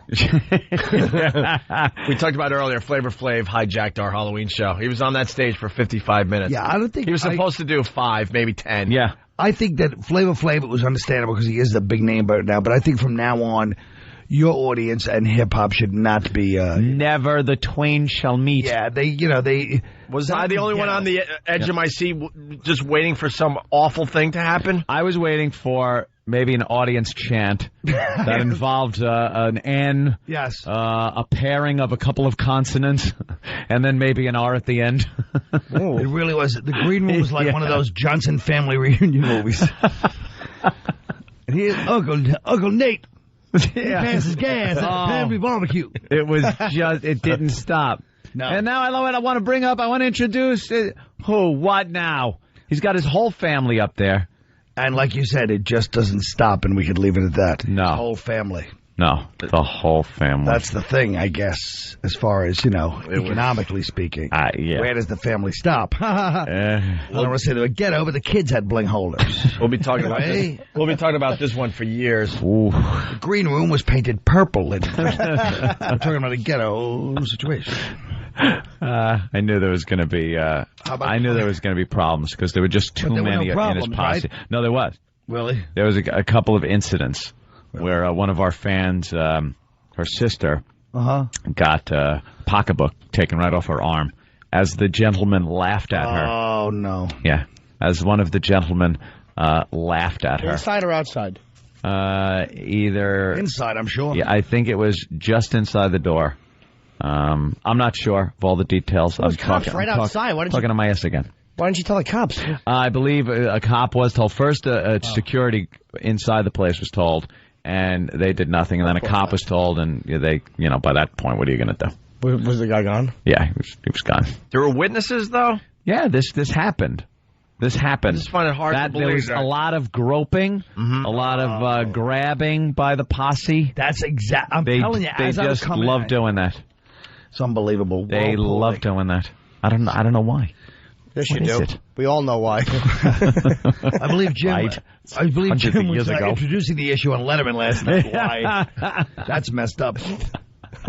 Yeah, it just got one. It was one of those things where, two worlds met that should never have met. Yeah. Cigars and Scotch has a good question. Cigars and Scotch, what's up? Hey, what's going on? Great show. The thing that everyone was wondering in the crowd was, were they wanded like we were when they came in, and was there the same security scrutiny that we went through to get indoors? I'm sure. I think the wands were there because of them, yeah. I just said no. They weren't when I was wanded, leaving. No. When I was leaving, literally, they were the girl at the door that gave me high scrutiny, the legend, by the way, and I still took it because I'm humble.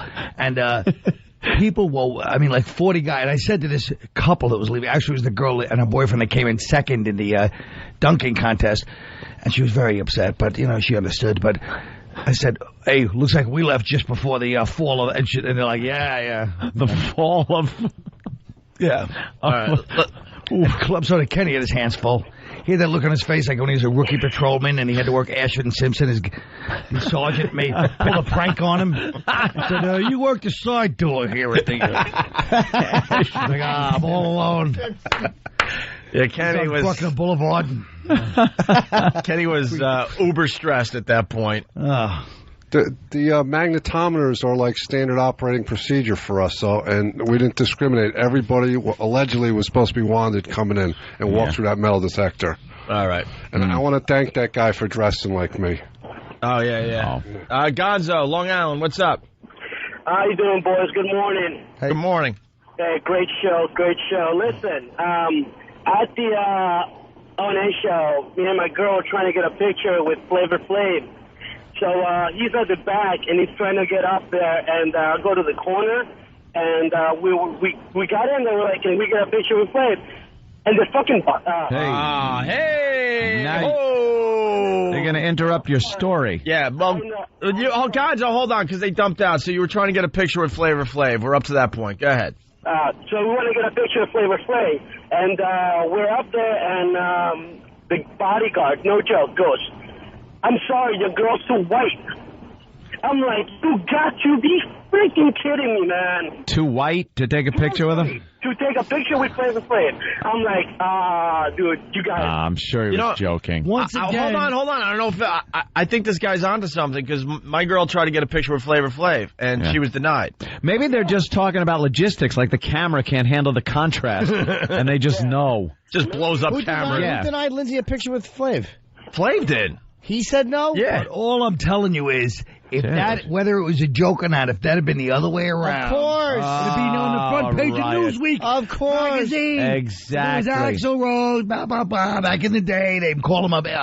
Of course. That sickens me. Dude, your whole chick, thing. your chick was denied a picture. Oh, yeah. Sir, if it's any consolation, I'll take a picture with your girlfriend. She's not too white for me. No, I'm just kidding. So that guy might be onto something with that. Yes, Kenny. Well, Flav himself said no to her, or the guys did. Shut up. We just said Flav himself. What, I he was believe it was lawyer? Flav. But no, Last night you were all balls to the wall. Now you're like, wait a minute, let's not jump to a conclusion. I mean, William Drayton Jr. would never. Yes, he said Flav denied Lindsay, and this guy got denied by the bodyguard.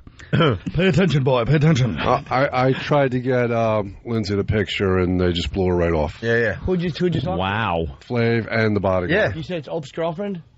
Yeah, I said He didn't know who. First of all, Flavor Flav didn't know who I would love to Opie sit here and Anthony be anyone cocky was. like we're so popular that Flav knows who we are.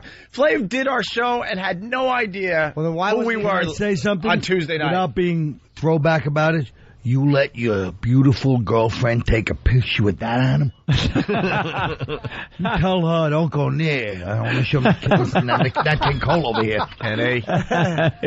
Well, I'm just saying he has this reality show. We know, we get it, the reality show, but let's leave it. Want the Frank Vincent scene from Jungle Fever when she walks in the door? Oh, how great was that? You took a picture? I raised her. Hey, Paul in Cleveland, what's up? Hey, during the costume contest, I could hear some girl like 3-4 times in a row just screaming, "Stop touching my ass!"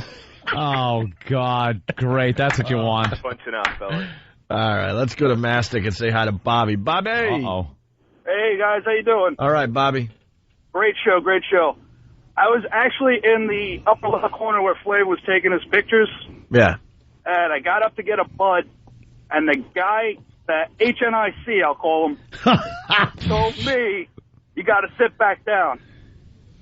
His posse leader, whatever you want to call him. Yeah, he was a badass. Hey, I'm not gonna lie to you guys. I'm amazed we didn't have a major incident at that party. Yeah. Yeah, well, Because like I think Colin said, there was two worlds colliding. yeah, but there were definitely the white people outnumbered them. Although, but the white people were Not more by the scared. time I left. They outnumbered them in fear too. The white people. And by the time it started ending, There the was some crowd. hardcore white guys there. I saw some guys that looked like they didn't back down for much. Let's be honest. Yeah. Your audience has a few hardcore. A few of them. I'm telling you, I saw them. It just would have been one of those pandemonium Yes, race it would have been riots a that I race riot. really think would have gotten us some really good press. So. And they would have rolled in 40 dude. That's what they were all coming for when I left. Yeah.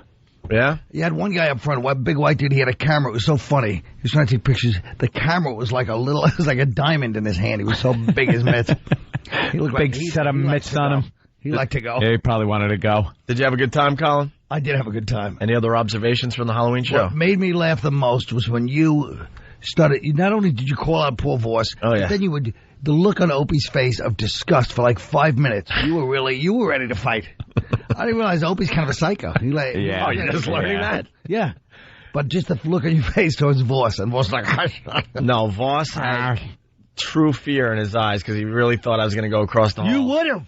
Well, you never know. You would have for radio. I know you. Let's just put it that way. You never know. He was pulling Voss. It was only 8 feet away. We kind of said it a little earlier, but Voss got all cocky in the green room, in the safety of our white green room, doing Flavor Flav jokes about the ahs and the oohs that Flav was doing on the stage, saying that's all he knows from the alphabet. I go, let's go across the hall and tell Flav what you just said. No, stop. And the pure panic in his eyes made me chuckle. The whole thing, see, here's the thing about Opie that I realized. He doesn't like, that's another reason you can't have these rappers on. First, they bring 40 people everywhere. Yeah. It's really obnoxious. Even though, I was there when all this started, not to be an old man about it. MTV in the late 80s are like, the Beatles want an extra guest for their sick son, and then, like Kool Moe Dee needs 130 and then just give it to them instead of going no. So that's how this all started. And then clubs did it with but Opie hates disorganization. And that's why he was going to do it, because he didn't care if we all died. He was just like, this is not controlled environment. This will bring this to an end. And here's why it wasn't a total abomination, the whole scene, because Flav is in his 50s, I think.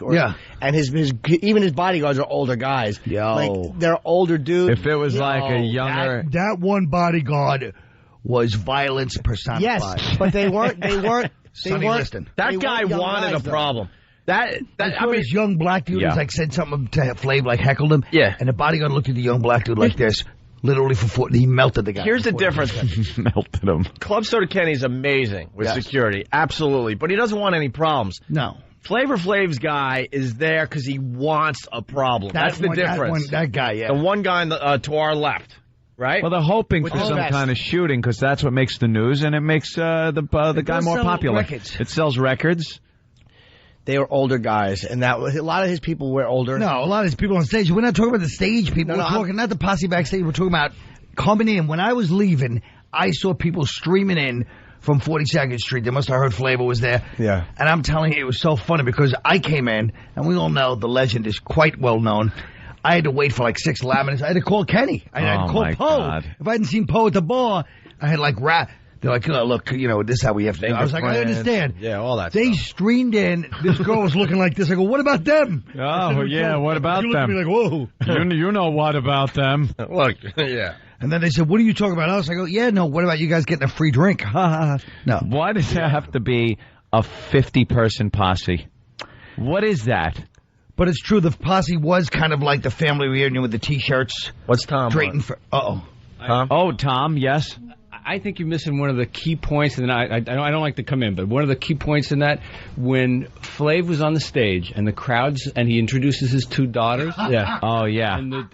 Oh, man. The crowd That's started, where it could have got ugly. I forgot about that. Yep. Show us your... Yeah. Yeah, and you know what. And all of a sudden, he turned around and looked at the crowd, walked right up to the edge of the stage and said, "What did you say?" And that crowd went about as silent as quick. Yeah, oh, nothing. Yeah, no, that was nothing. I honestly was backstage. I heard that went on. And then Flav... So wait, the whole crowd stopped immediately? Absolutely. Absolutely. Yeah. And then Flav, and then Flav goes, "Oh man, I got my mom here. Could you just wait till I get my mom off the stage?" By the way, and he had his mother taken off the stage because they're all like, "Show your..." Yeah. Asking for And meanwile, if it was his anybody daughter. else that said, I got my mother on the stage, they'd have started the chant for the mother, too. Yeah. Really? So I don't know. All I'm saying is it's hard to take a lesson from Tom when he's wearing a tie like Flavor's Uncle Earl. It's a fine shade of green. That tie came from the Superfly boutique in Freeport. You're gonna try to fight back? You nuts? Absolutely. All right. John Manelli says, "Hey, Colin, well, we got to talk about maybe doing a show." And he says, "I'd love to do a show, but Nick drives me crazy, yada yada yada." Then later he says, "If I do the show with Nick, I'll die. If I do the show without Nick, I'll die." I said, "Well, Colin, that's a conundrum. How do you do a show?" Yeah. Right. Yeah. No, I told him the truth. Because John Manelli, Yeah. he came in and... He's the new PD here in New York. New PD here. Yeah. So they're like, I'm like, yeah, I'll talk about doing a show. And I was like, I can't do a show because I do it without Nick. Me and Nick tried to do it together. It didn't work out. I said, if I try to go in without Nick and he finds out, he'll kill me. Tom goes, well, you do it with him or without him, he's still screwed, huh? I go, yeah. Tom really put it into place exactly. I didn't like that slam on Tom's tie either, by the way. Yeah, that was not nice. Come on. Good look. Takes a brave man to wear a tie like that. Absolutely. It really does. Shasta stopped making that flavor. Shasta. I would have went with lifesavers myself. But. A brave man to say, I don't care what people think of my sexuality. I'm just putting this around my neck. If it was a hog tied around his neck, it couldn't look more gay. So who walked to the front of the Hey, we missed that girl. Who walked to the front of the stage when the daughters were getting the chant? Flav did. Flav himself? Yeah, I didn't know he said that. It sounded to me like he just goes, my mother's He here, did. everybody. He did say it like that. He wasn't saying, no one was scared of it. He's a 50-year-old guy in a gold crown. They were kind of like... That says, have it your way on the side. He is Flavor Flav. He was backed up, though, by his peeps. No, his posse was family. I'm telling you, the people coming streaming in. I'm glad we all, including our listeners, got out of there alive. Yeah. I was amazed. There was that was good. Another close shave for the white man. Yeah, a little bit. Hey, before we go any further, can we get Roland in here? Rolling. I want to know why Flavor Flav was on that stage for 55 minutes Tuesday night, completely hijacking this is mine. the Halloween party. What? He's not here right now. Why? He's conveniently not here. Oh, he's coming. Wait a minute. Where was this sweatshirt brought from? Why? I don't know. What's wrong? No. Whose is this? No. This is mine, right? Yeah. Okay. When the intern said it. Okay, I asked for a sweatshirt. Roland offered me his. I'm like, I can't wear yours because you're obviously you sweat, and I had to wear my own. It was here. Thank you. I use Snickles. Roland, sit down. You're cute. What happened Tuesday night? The listeners need to know. With all the, nonsense. The show is hijacked by Flavor Flav. Let's be honest. Yeah, we like Flavor Flav. We don't like him for 55 minutes. We like Flavor Flav for about 7 minutes. Yeah, because Wade was like, he goes 2 songs out, and they gave me a list of 15 people max. All right, so now that didn't seem that bad. 15 people No, max. it's usually 2 songs this is normal. out. It's All like, right. It's like the Ryan Starr thing. He brought his 4 people. See, now Ryan Starr came out. We spoke with him a little bit. He got up on stage, did a tune or 2, and was done, and it worked out beautifully. Yes. Now, why did the Flav thing go so much differently and so much He all of a sudden had 1,000 people, and then... Did he even know what show he was doing? Serious. He did for a moment, and then after a few drinks, he didn't know what he Never thanked us, never mentioned our names. Like, hey, O&A, thanks for having me. It was like he thought it was his show. At the Hard Rock. And, we were just there to, intro him, I guess. Yeah. Did he have any idea this was being taped to broadcast the next day? His manager did. His manager and his publicist, Big Bone, I think, or his publicist's name is Big Bone, or Bone. Well, Yeah, who like else a Bone. would it be? It was Who Bone else? something, and he's a very large man who picked me up. Like, yeah, yeah. So I was like, He picked you up? Yeah. Why? I don't know, because I went by Flav, and he thought I was going to attack him. Are you kidding me? This Flav is getting a little uppity. Roland, you don't look threatening. Yeah. I know. I was like, I was like, You're a marshmallow. And a sweet boy. Maybe that's why. Too white. A marshmallow with a small head. What's going on with that Yeah, head? because he wanted the bigger dressing room, and I said no, and then... Oh, and that's where it started. We gave up the big dressing room last year for Hulk Hogan. And we were like, something? We got a lot of people. We're doing this show and stuff. We should get the big dressing room. So this year, thinking that Flav was just going to be a quick guest thing and do some stuff, we took the big dressing room. And that might have started a problem right there, I think. A part, but just like it just his people didn't convey to him. It wasn't like people didn't convey to him. Oh my God! Can I read off the list for Flavor Flav? Please. Oh my God! What's the list? It gets longer than that though. This is a partial list. Partial guest list. I have it on my BlackBerry too. All right, they handed this to one of the security guys at the Hard Rock Cafe. List for Flavor Flav. Clifton Johnson, manager. Big John, security, +2. Eric, security. Faze, F-A-Z-E, security. Stephanie Weiner, +1 from VH1. Jennifer Bartok, +2, a.k.a. D-Mix. Nikki Strong, Nikki D, +5. Fat Farm.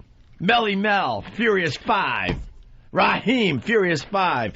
Bow-Legged Lou and Full Force. Bow-Legged Lou? The Bow-Legged Lou. All right, now you're talking. Was Melly Mel there or no? I don't think so. He was on the list. I don't remember. He was on the list. No That's Melly the Mel. list. He wasn't there though. Bow-Legged Lou and Full Force. Roxanne Shante, artist. She wasn't there either. Spinderella from Salt and Pepper. She was there. Erica Mias from Candy Shop Video. Patricia McNamee, Baby Fat. Jasmine Iziz, Sony Music. CB, Tough Guy Clothing. Supreme +2, Tough Guy Clothing. DJ Webstar. Busy Bee Starsky. Remy Ma and Fat Joe. Modest Jones. Rat Watts, who's Flav's attorney. Oh my God. Yeah. NG Bessim, another one of Flav's attorney. Gillat Weeman, Universal Records. Pebble Poo. Pebble Poo, Anthony. Pebble Poo. Siobhan, Violators manager. Tito, Fearless 4. Tony Tone, Cold Crush Brothers. J.C. Cruz. Emma Ramos, I guess. Tony Zias. Tori Clayton. Sal +1. Disco Fever. And that's the partial list. Buckshot. And Also, Buckshot. Buckshot made the show. Wow. All right. So you didn't know what happened? No. You got hijacked, too. Yeah. We're trying to get to the bottom of the problem. Then I tried to get them all out, so I got more than half the entourage outside back into the stage area. And then people all hated me for doing that. Why? I don't know. The guy goes, "Do you know who I am?" I was like, "I don't care." I don't. I don't care. Yeah, he said my enthusiasm was less than there. I was like, I know. I was like, I know. Sir Tall, African-American man, don't kill me. Yeah, it was... The guy was like 6'7" or something, his main guy. Yeah? Yeah, big dude. Now, who was supposed to convey to Flav what his responsibilities were for the evening? His manager. Now, who was supposed to convey to the manager? It was me. I told the manager, like, backstage, to go over everything. I go, can't talk to Flav real quick, because usually if you talk to the talent, they don't know half the stuff. And he goes, you can't. He goes, Flav waved me off. I was like, whatever, I don't care. Flav waves you off? You know, let me say this now that we're on airwaves where I could talk. Fuck Flav. Fuck him in his fucking ass. I am sick of these motherfuckers like this. The guy blows off Ope's girlfriend for a picture, blows off other people for pictures. He's there like he's the star of the fucking show. He was on our show once. He's a fucking rap has-been who should count his blessings that VH1 has given him a fucking show. That'll be done, believe me. Well, the show's over. The novelty is already worn off. But yeah, the novelty's fucking gone. Everyone knows it's a fake farce. Fuck him. Fuck his posse. I think it was the manager more than him. No, fuck him. I think, but I don't. Yeah. They asked. Did your girlfriend ask Flav for a picture? Yeah. Flav himself. Yeah. And Flav said no. Yeah. Fuck Flavor Flav. Because he didn't want to take pictures Fuck with him. white girls. Don't care. Because someone else called in. Fuck him. Fuck him. And on my drive home without a mic, I'll say a little more. No, because I told the manager, I go, 2 songs. I go, if they're short, I know how sometimes it merges into a third song. I go, that's the max. He goes, don't worry. I think 3 he songs. only did 3 Wasn't the songs that was the problem. Yeah. It was the babbling about introducing people no one gave a shit about. Well, I did tell the manager while he was introducing them, I said, can you wrap it up? And he just looked at me and goes, oh, no. No. I think he was afraid to tell Flav to wrap it up. How's your manager fucking afraid of you like that? I don't know. You know something? Reuben Kincaid used to tell those Partridges everything. Yeah, but... Was not afraid of the Partridge family. That thing is, I know. No? What? No, I don't.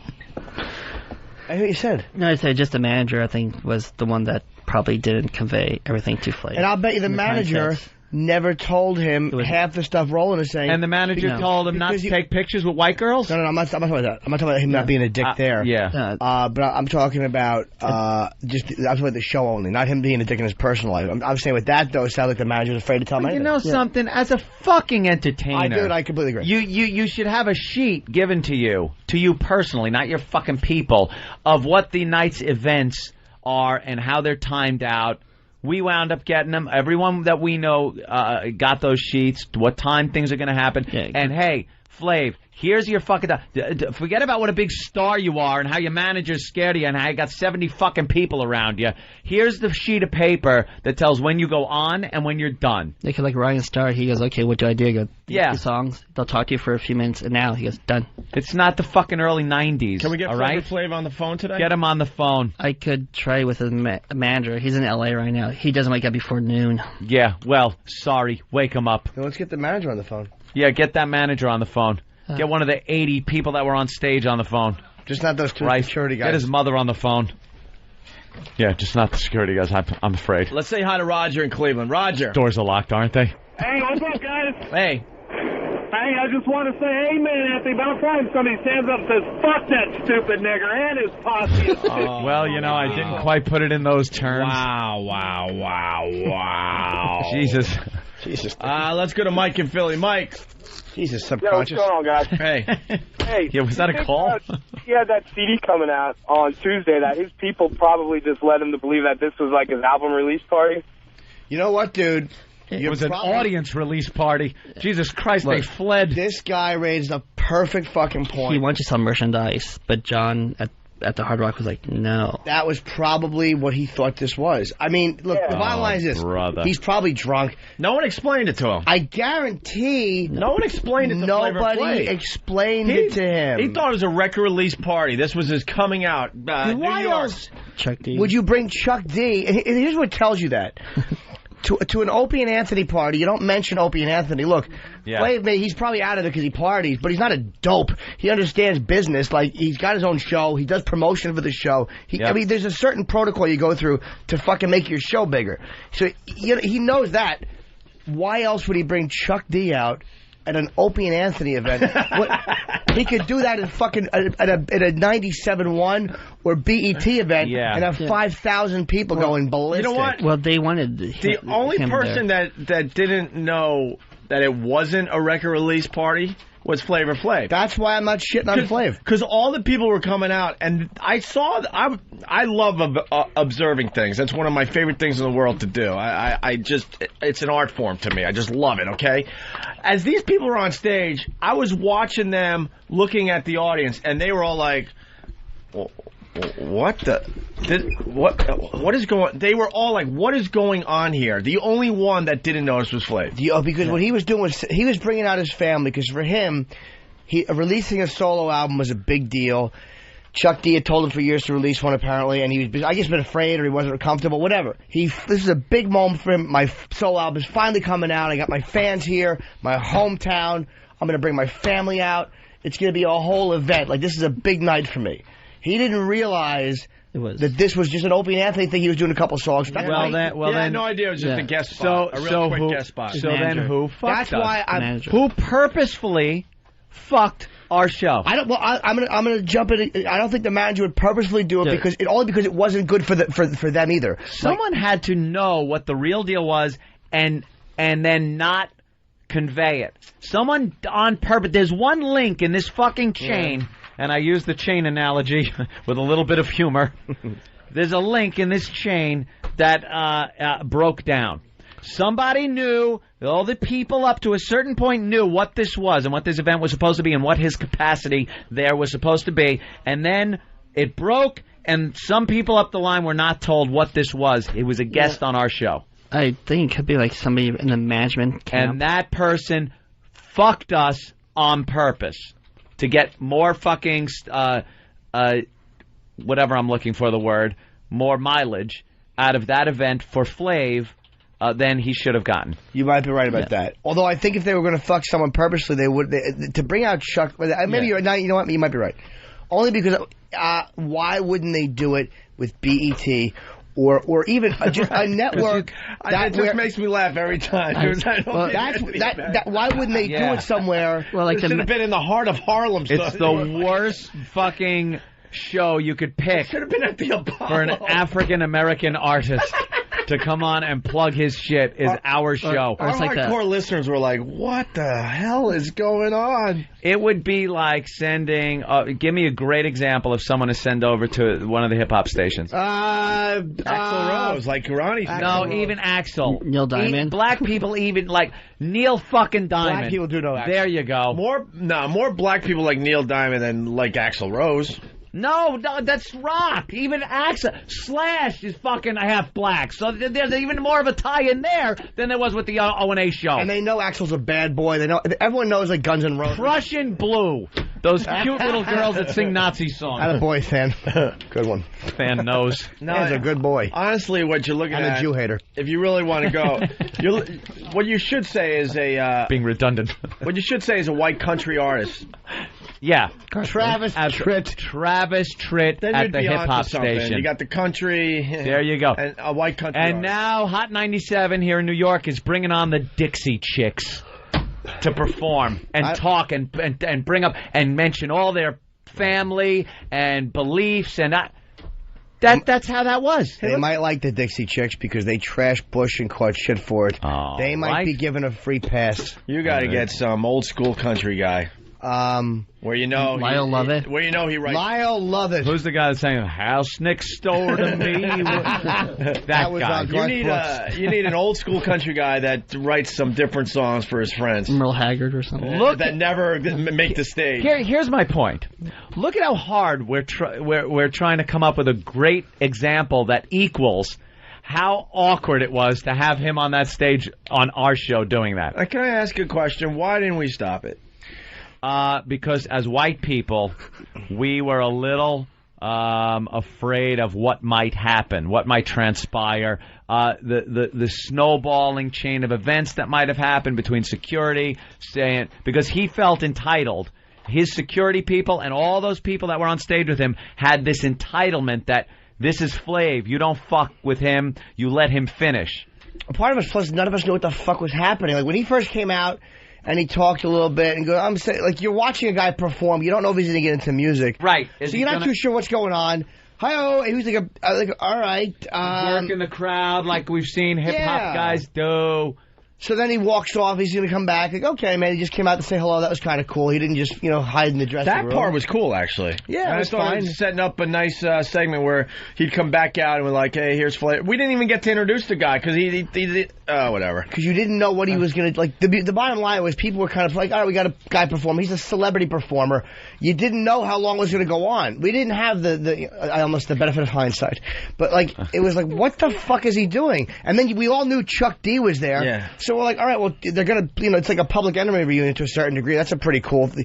None of us knew what the fuck was really going on. There were two moments. We're all faggot cowards. Can I get the Anthony line again? Do we have that? There were two great moments. Anthony trying to bring Flav into our world. It was like, because at this point it was like, well, hello, we are trying to do a radio show here. I mean, you got to come into our world here. Like, we want to talk to you and interview you a little bit. I figured it would get his attention, and then we could bring him over and actually talk to him. So Ant made a quick joke, and boy, he didn't want to Didn't even take it as a joke. Here's what he didn't realize the radio show he was doing. He was in studio once, on the phone once. He was very cool and fun both times. He was a great in-studio guest. And he was great on the phone, too. Yes. Someone's saying, did Ant say Flav's music was okay? For hip-hop and what he was doing, it sounded great. The guy was working the turntables, doing a great job. Flav sounded good as far as hip-hop He was goes. singing along to Chuck D. Yeah, he was singing along to the record. Him and Chuck D were great together. Yeah, that shit was cool. I enjoyed it. If it was just that, and then him coming over and sitting and saying a few words and leaving, it would have been fine. I had no problem with the singing part of it, the rapping part, whatever the fuck you want to call it. I had a problem with 50 people on the stage and every one of them having to be personally introduced and him just babbling to the crowd. During our radio show. This is when Anthony attempted to bring Flavor Flav into our world, and it just, it was hilarious, Anthony, but it did no good. Yo, check this out, y'all. I just want to say, too, for the first time ever in my life... You've been in front of this many white people. Wrong. Hey, yo, can I tell you... You know what? Ant getting a massive laugh. It broke the tension, because everyone was, at that point, was kind of like, oh, boy, when is this going to end? Because he kept going, you know what, let me tell you something. Again, another something. Yeah, so it broke the tension. I was hoping that would then... he'd turn around and he'd go, come here, or something. Right. Change it up a little. Or do one of those Flavor Flav laughs with the... No, there was no laughs. There was nothing. Serious Flav. Which shows that he didn't want to, he didn't want to be part of our... I say fuck him. Yeah. Now, fuck him. Yo, check this out, y'all. I just want to say, too, for the first time ever in my life... You've been in front of this many white people. Wrong. Hey, yo, can I tell you something? Huge laugh. Hey, yo, can I tell y'all something? He's wrong, because I've been in front of more when I was on tour with you, too. Y'all need to know that. All right. But I love you anyway, though. Why would he have to go there, man? It was a great line. Let it just sit. Because he had to kind of, get back. Did he laugh after he said that? Listen to that again. Like, well, not really, he man. went, like, it was almost like an awkward... Almost like I saw Flav do stand-up comedy one time with Caroline's, and he bombed horribly. It was almost like he was trying to be funny. He got almost like saying, hey, man, you never been in front of this many black people? And I was caught off guard. I go, yeah, I was when I was, even if it was true, like, I think he was getting to a point. Like, he was going, let me just tell you something, man. Never in my life. There was something heavy about to come. Heavy? I'm just, in his mind. I'm going with his mind. Oh, okay. He's about to say something, and he does it interrupted by, like, an anonymous voice, a bunch of white guys on a panel. Yeah, how do you think... the manager wasn't an auction block. But it was a panel. It's called our show. I'm not saying he was afraid, but I think his whole group was uncomfortable. Like, his family is like, what the fuck? There's a bunch of white guys with microphones behind them. There's a white audience. There's a guy dressed like a cock standing there.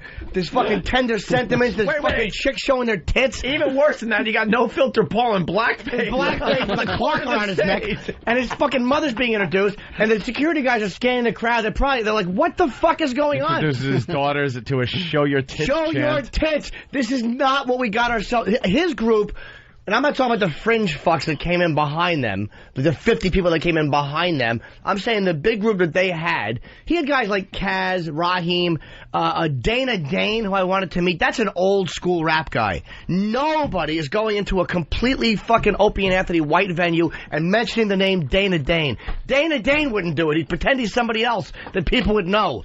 He hasn't been very famous since the 80s. No. It just was a complete fucking miscommunication. You don't bring guys from the Furious Five to an Opie and Anthony party and introduce them. I was happy to hear they were there. Yeah. I was thrilled. You don't bring those guys to an O&A party. Flav is not that out of it that he would make that decision beforehand. It's one for the ages. It really is. Because High 97 later that night they interviewed Flav.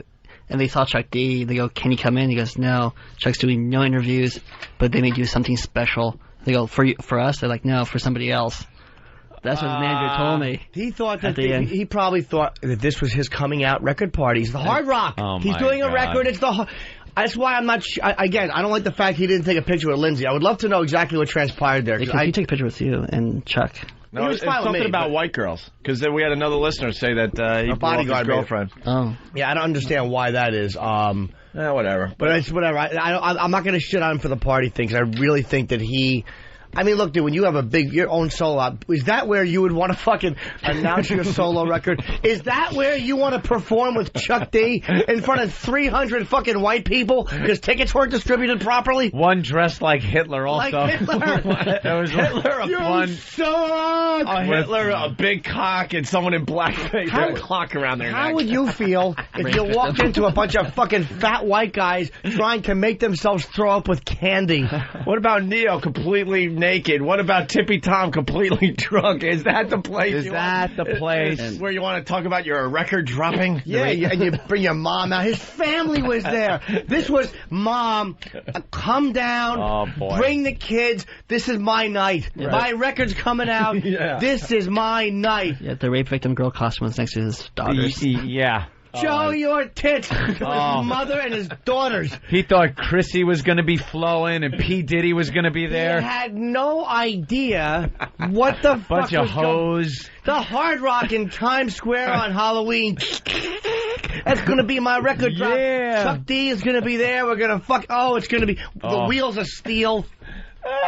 Do you understand how fucked he got in this whole thing? He did ramble, but he'd probably been drinking a little. He babbled. He probably walked out originally. Hour. He probably walked out originally, saw the fact that the only blackface was No Filter Paul, and said, let me talk to the crowd and go get fucking loaded.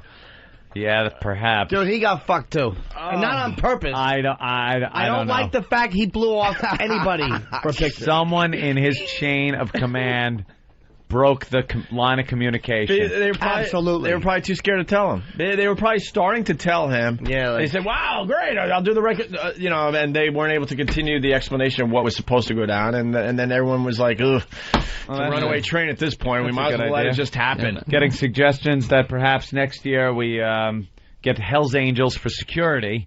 And then if we have any problems, they could take care of it on Let stage. them do the splaining. Right. Well, let's go to Arch Stanton? Arch Stanton. Oh, okay, Arch Stanton, what's up? That's a famous Hey grave. guys, how are you? I don't know. Actually amazed that The this Bad and thing the Ugly. didn't blow up and it was all over the media.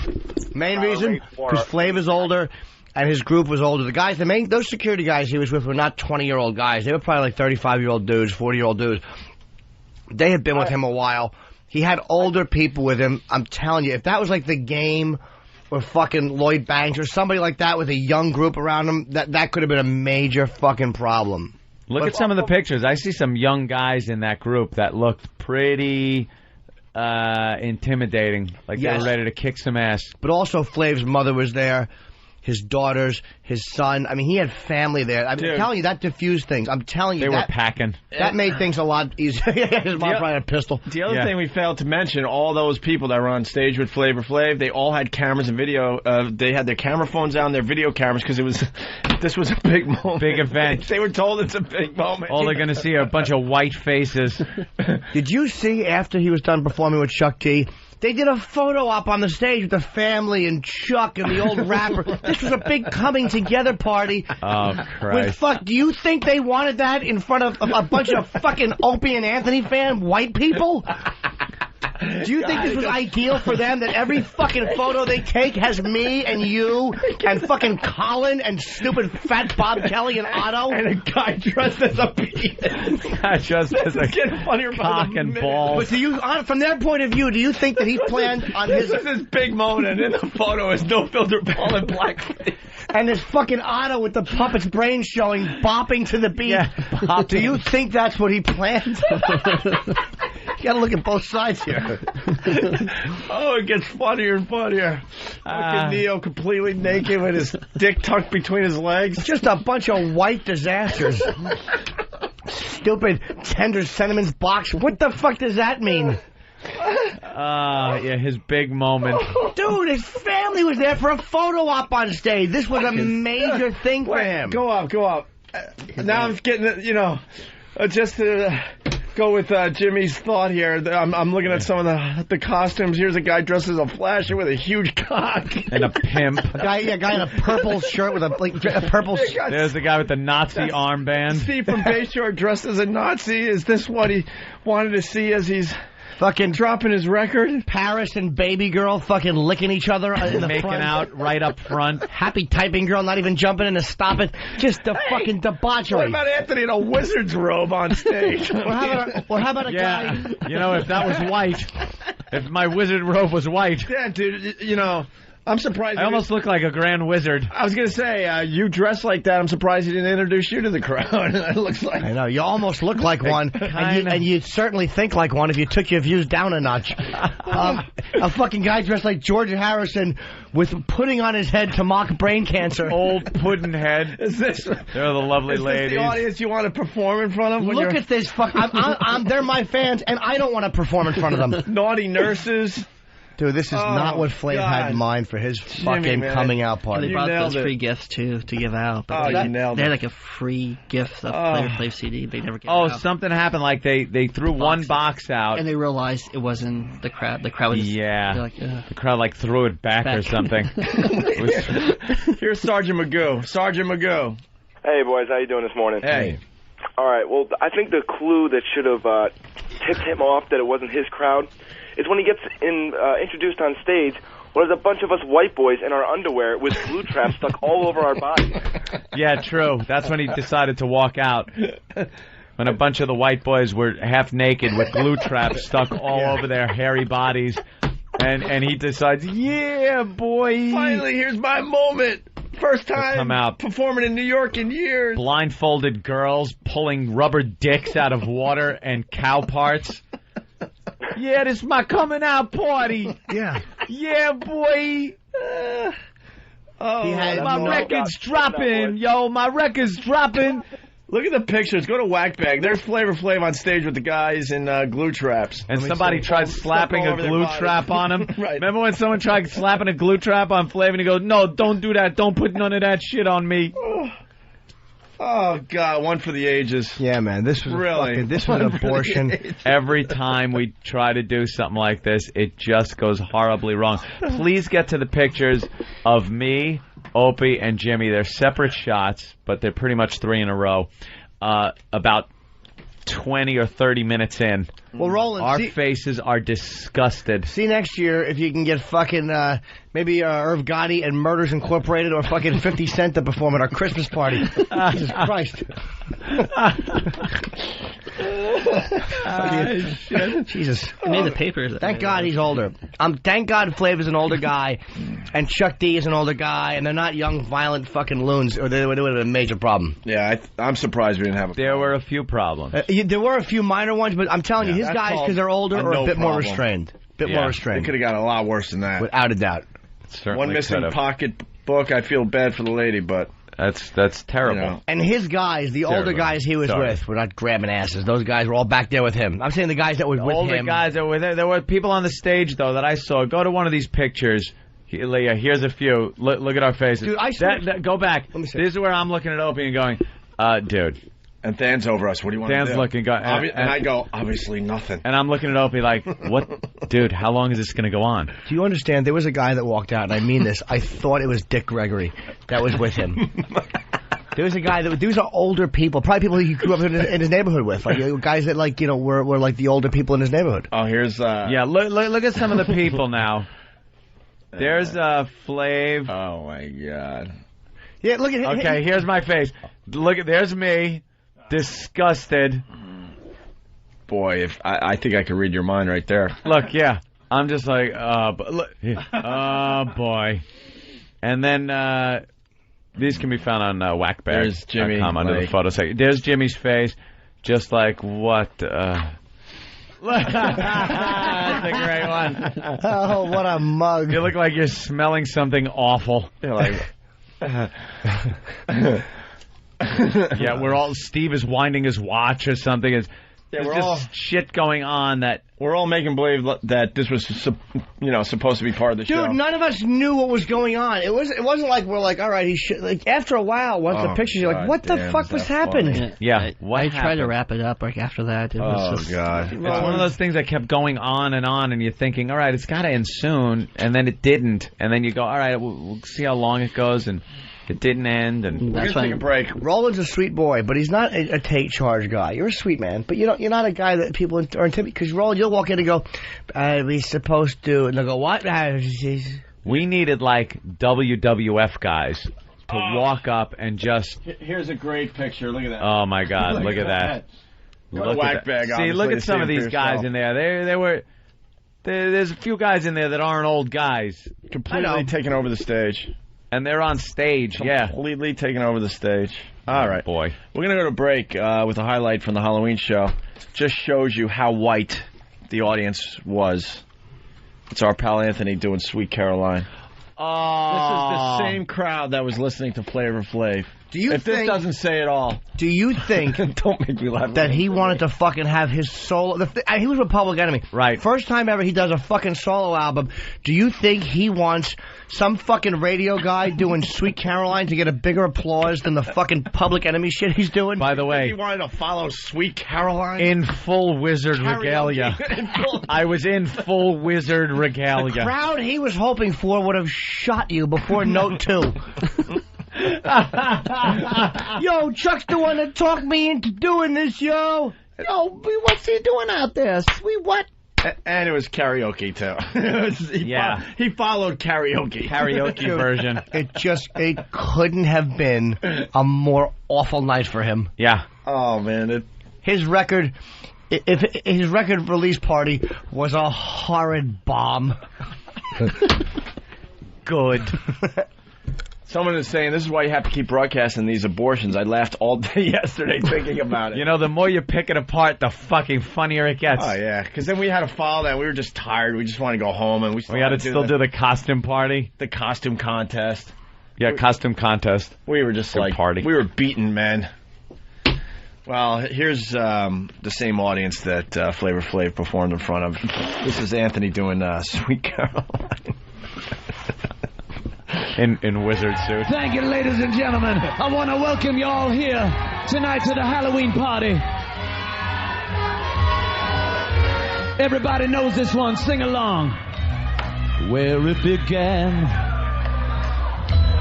I can't begin to know it, but then I know it's going strong. It was the spring, then spring became the summer, Who'd have believed you'd come along? Everybody, hands, touching hands, reaching out, yes, touching me, touching me, touching you, baby. Sweet Caroline, good time never seems so good. I've been inclined to believe they never would, but now I look at the night, and it don't seem so lonely. We fill it up with only two. And when I hurt,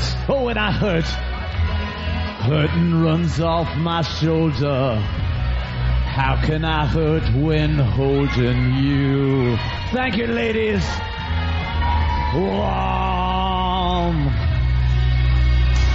touching warm, reaching out, touching me, touching you. Everybody, sweet Caroline. Good times never seem so good. I've been inclined to believe they never would. Oh, no. An 8-bar instrumental break. How's everybody doing this evening? Having a good time? Are we drinking? Are we having fun? I say screw work. Screw work, sweet Caroline. Good times never seem so good. Sweet Caroline, I believe they never would.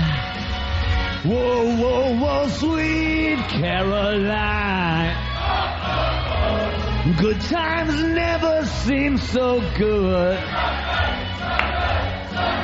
Yeah, I've been inclined. Thank you, ladies and gentlemen. Let's hear it for Anthony. Never disappoints. Anthony, everyone. Greg from Pal Talk. Good one. The show went really wrong when Flavor Flav's posse went into the audience and said, mind if we dance with your dates? With your dates? Very good. O&A Halloween videos are now up on YouTube. Ooh. I guess someone in the audience, because they're not even our videos yet. Our videos will be up on opieandanthony.com later today. Lots of pictures from the Halloween party up there now. O&A Halloween video, Bobbing for Dildos is up there. O&A Halloween video, Anthony sings karaoke, the Sweet Caroline that we just played. Club Soda Kenny sings Monster Mash from the Halloween party. That video is now up there on YouTube.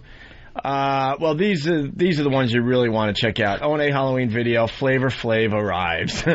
Yeah. Surprise guest Flavor Flav arrives at the party and gets the crowd going. They have you and I coming out on stage for the first time. Mummy Glue Trap Challenge is now up there. Meet the Freaks, I guess one of the pests just walked around with the video camera and made it like a montage of all the costumes. That's up there on YouTube. Ryan Starr performing. And, they don't have Flavor Flav performing? I was hoping we had a clip of that. I'm sure that'll end up there, though.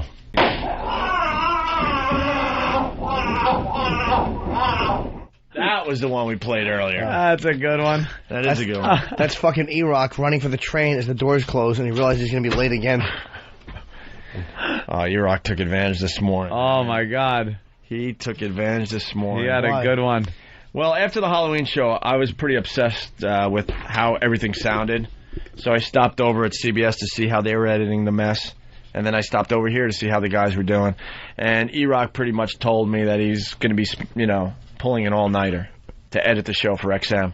So, stupid me, I go, E-Rock, on Thursday, why don't you, come in a little later? But didn't he have Wednesday? Yeah. Like, yeah, Wednesday. He probably got more sleep than he ever did because that was stupid.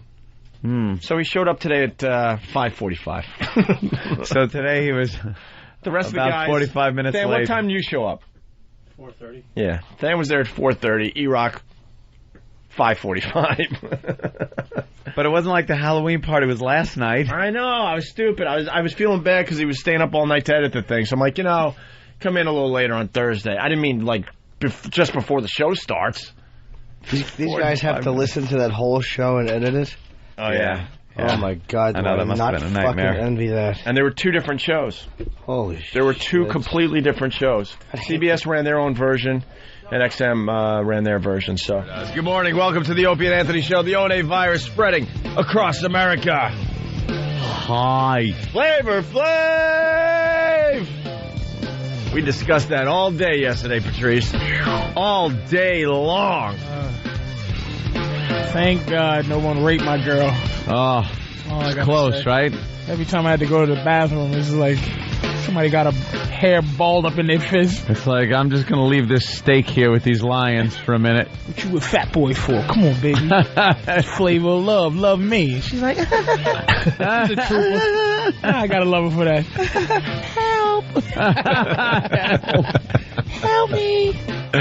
Come on, you know you love me more than that. Come on. We were just trying to do an innocent Halloween party for our fans. Oh, I'm so surprised. And it turned out that Flavor Flav just hijacked the whole thing. Thought it was a record release party for him. And an evening with Flavor. Yeah, an evening with Flav. How clueless is this guy? It's a bunch of white people in the crowd, and he thought they were all there for him. It was a look, man. Maybe an evening with Flav. Brought out everybody. He's a great performer, though. He's 75, man. He's still 75. Yeah, boy. Blah blah blah blah. He's one of the greatest hype men. He is the hype man.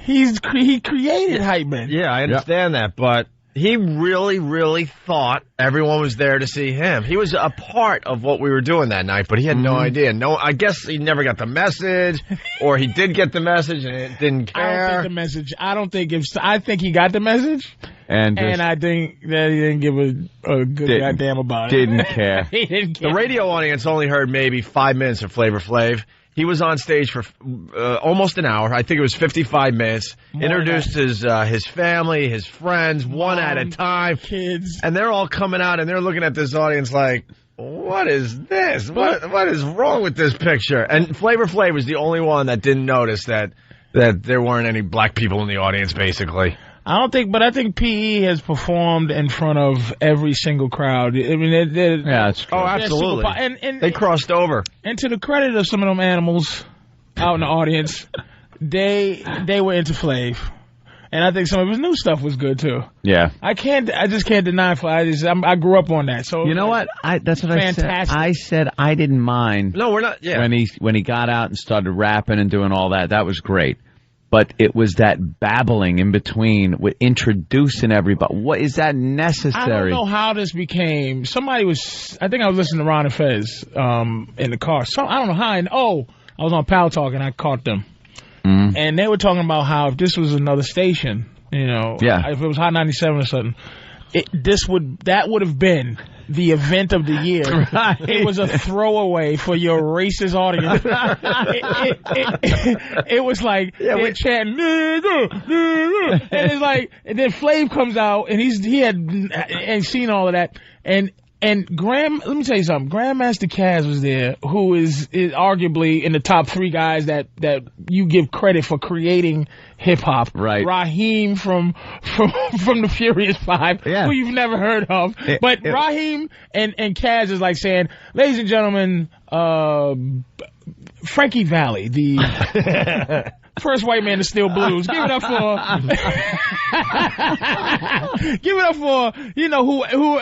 who Weird Johnny Johnson. Yeah. It's like Caz, the average person go Caz, but it's Kool Herc and then Grandmaster Caz is people who created hip hop, and they were there. And they were there. We don't know. And Hank Shockley, they were there. Hank Shockley, who was another dude, who they said looked like Mike Epps, the comedian Mike Epps. Yeah, okay. He he produced the entire Nation of Millions album.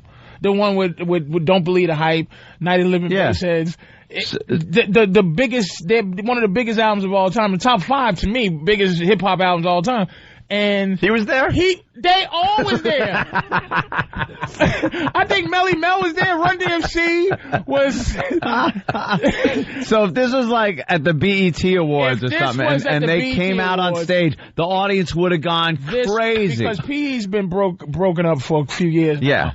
And I don't know if they broke up on bad terms or not. I don't know that story, but they haven't been around a long time. Chuck is like he's on Air America. He's like real, super political. He's always political, but now he doesn't rap. Yeah. He's like he's real respectful guy. He's a nice guy, and they haven't been together in so long.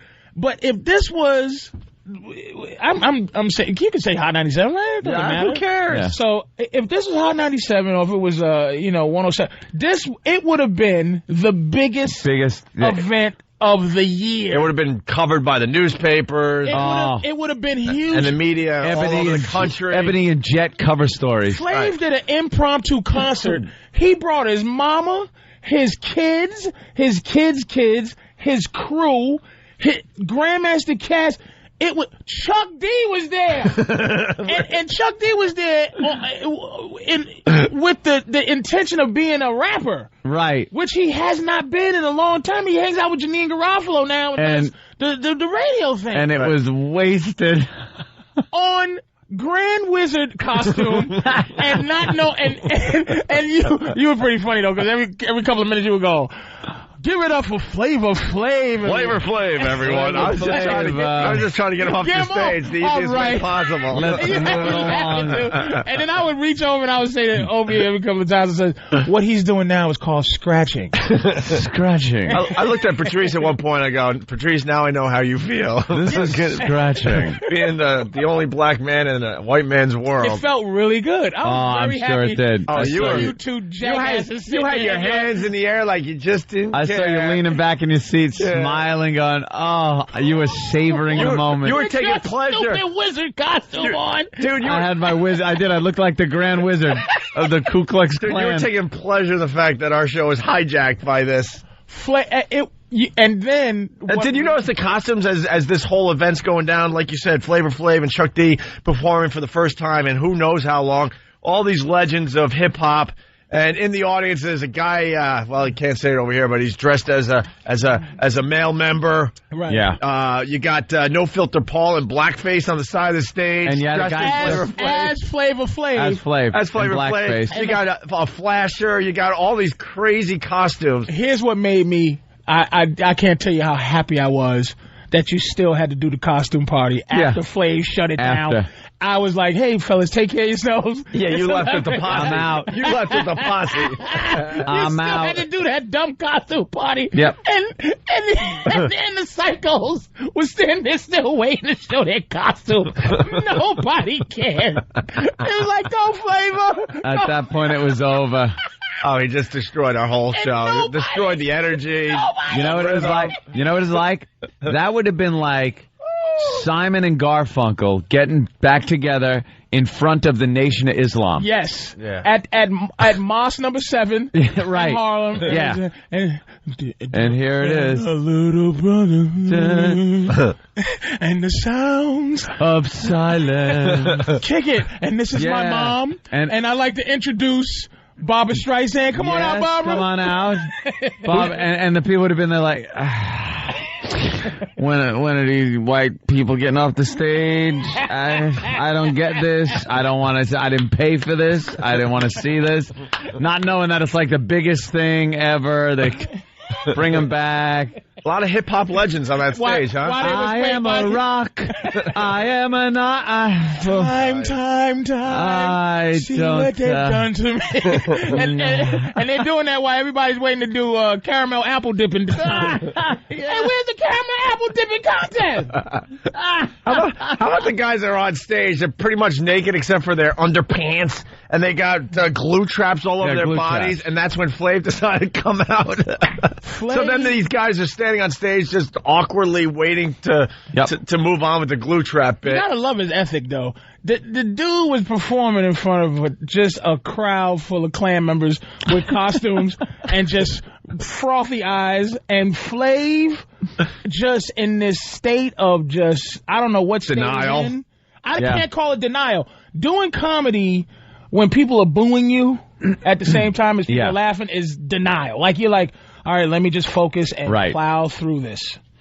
But he was not, he was going, yo, everybody say, oh, hey, yo, give it up for my mom, man. And my mom, and, no, check it out, and then he go like that, he kept saying that. Yo, check it out, let me tell you something, oh, he's gonna tell us more. Oh, he's gonna tell us something else. And the great thing is that not for 1 second did I not believe that it wasn't gonna be a race riot in there. And to the credit of, I don't know who, maybe Kenny, maybe the S1Ws that was with Flav. I think God intervened, knowing that the body count would have just been too high. All I want to ask you, for people that were there, all the O&A crowd, when Flav was performing, where were the... I already said that. We called him out on that. Where was it? Bothering poor Billy Burr. Yeah. Ooh, Billy. Where was it with Flav and his and a crew of Negroes? We called him out on it yesterday. Where were you? Because they're saying called him out. They were starting, F-Free FM chants, and they were out of control until Flavor control. They had some chants when you came out on stage. Oh yeah, but where were they? Where were they when they had all these convicts on stage? But when the S1Ws and a couple of unknown Negroes that you don't feel safe with, good old Safe Patrice, part of the show, real Negroes came in your face, dressed up as Mousetrap, dressed up as me, dressed up as Flavor, dressed up as Opie. Oh, Negro, Jew. Where was it at? Where was Krusty Flavor chants? Nowhere. Nowhere to be found. I bow to you today. You was in complete control. Although I saw your real side, too, in the green room. Like, I thought we were hanging with a real brother. Let me tell you something. I realized there's so many levels of brotherhood. And you're pretty low in the brotherhood ladder there, Let me tell you something. And I'm a homeowner now. There's a different attitude.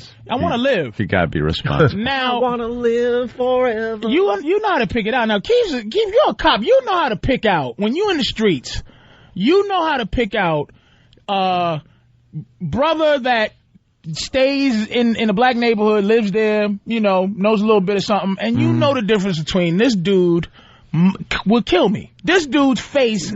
He'll shoot me, and this dude is somebody I can be Mr. Officer with, and some dudes look at you like I said, you can only go so far. I'm hard enough to exist up to about 139. I got 139th Street look on my eyes. Wait, for the rest of the country, we got to bring him into this conversation here in Manhattan. Whitey, in general, we get scared going above 100 Street. Yeah, we go a little higher than that. We could go $110. The average... We could go $110. Average white Joe... And it depends on far on the... And for the... on the west side. And also for the rest of the country, we're broadcasting right now on 57th Street. So we could go from here north to about $110, maybe. Yeah. That's pushing it. It depends what time of day it is. But you're saying you could go all the way up to 139th Street. Flav had, look at this. Like I said, my girl was there, and dudes would try to whisper in the air every couple of minutes. When I go to the bathroom, come on, go, you all right? It's like, okay, I would, if I had to, I would. But I'm not looking for that because he was with 4. Now, he had about 20. Yep. I'm not counting the 2 S1Ws who are security first word, the 2 dudes that were watching the quiet Kenny types. It was 2 black Kennys that were floating around. When Flavor moved, those guys were dangerous. But they weren't dangerous like, oh, man, this jerk off. Sorry. They're waiting for somebody. They are professional for a problem. He was with 4 dudes, and he had 30 dudes with him, but he was with 4 that you look and you go, they're looking to rob somebody. Now, I'm going to explain something to you immediately. We talked about someone's purse being lifted. So. Somebody got their purse stolen. Yeah. Now, there's 2 things you know. You know somebody can fight when they got cauliflower ears. When that ears are cauliflower, you go, this dude fights, and he likes it, and he doesn't care that his face. When you see somebody with a tattoo on their neck, they don't care. They're not trying to get a job. They're not trying to coexist with anybody when you got a tattoo on your neck. And he had a couple of neck tattoo dudes, and then you could fake it if you want, but you see it was a couple that poor security guard, it was like, all right, where's your Opie and Anthony passes with your two faces on it, like with her goofy mug. I think I saw a couple of laminated backstage access passes. We talked about it because the security at the Hard Rock Cafe didn't want to know nothing. They let all these guys right in. The little wide... yeah. No one wanted trouble. The thing is, that there was guys in there, some guys in there at My Blackness, which is about 139th, hanging out with Flav, enjoying the residual Flav cooch, residual Flav fame, blasey, blasey, blasey. But he was with dudes that just wanted to cause some problems, that look you up and down, you know, and get you. It's as simple as that. And Opie was starting trouble in that room, saying, because Voss said something, and Voss got so scared. Oh, yeah, because you wanted to drag him in. I took pleasure in that, because Voss was getting all cocky and back in the safety of our white green room. And I'm like, all right, why don't we go across the hall and tell Flav what you just said? I made the mistake when I first got there of walking into the smaller dressing room that was Flav's, and it was ours last year. Yeah. And I walked in just blindly, just turned the corner and walked in. And a couple of his boys are in there. And I went, hi, gentlemen. Didn't get an answer. Got this look like, what the hell are you doing in here? And then I just went, okay. I turned around, walked right out. Walked right out. These guys wanted no part of me. They did no clue that I even belonged in there. This is becoming just an ugly scene. But he's beloved, though. That's another thing. I'm not going to say Flav, that's who he is. He's just beloved by the hardest of the hard. I mean, Flavor is a hero to the... Somehow they know who to latch on to it at any given moment. And Flavor Love, man. Flav's got some popularity now again. Massive show. In the hood, it is bigger than NBC Nightly News. Yeah. Just huge. It is humongous. And I'm going to say something about Flav real quick. That show, I couldn't watch it for one reason. I've seen all kinds of porn. All kinds of porno.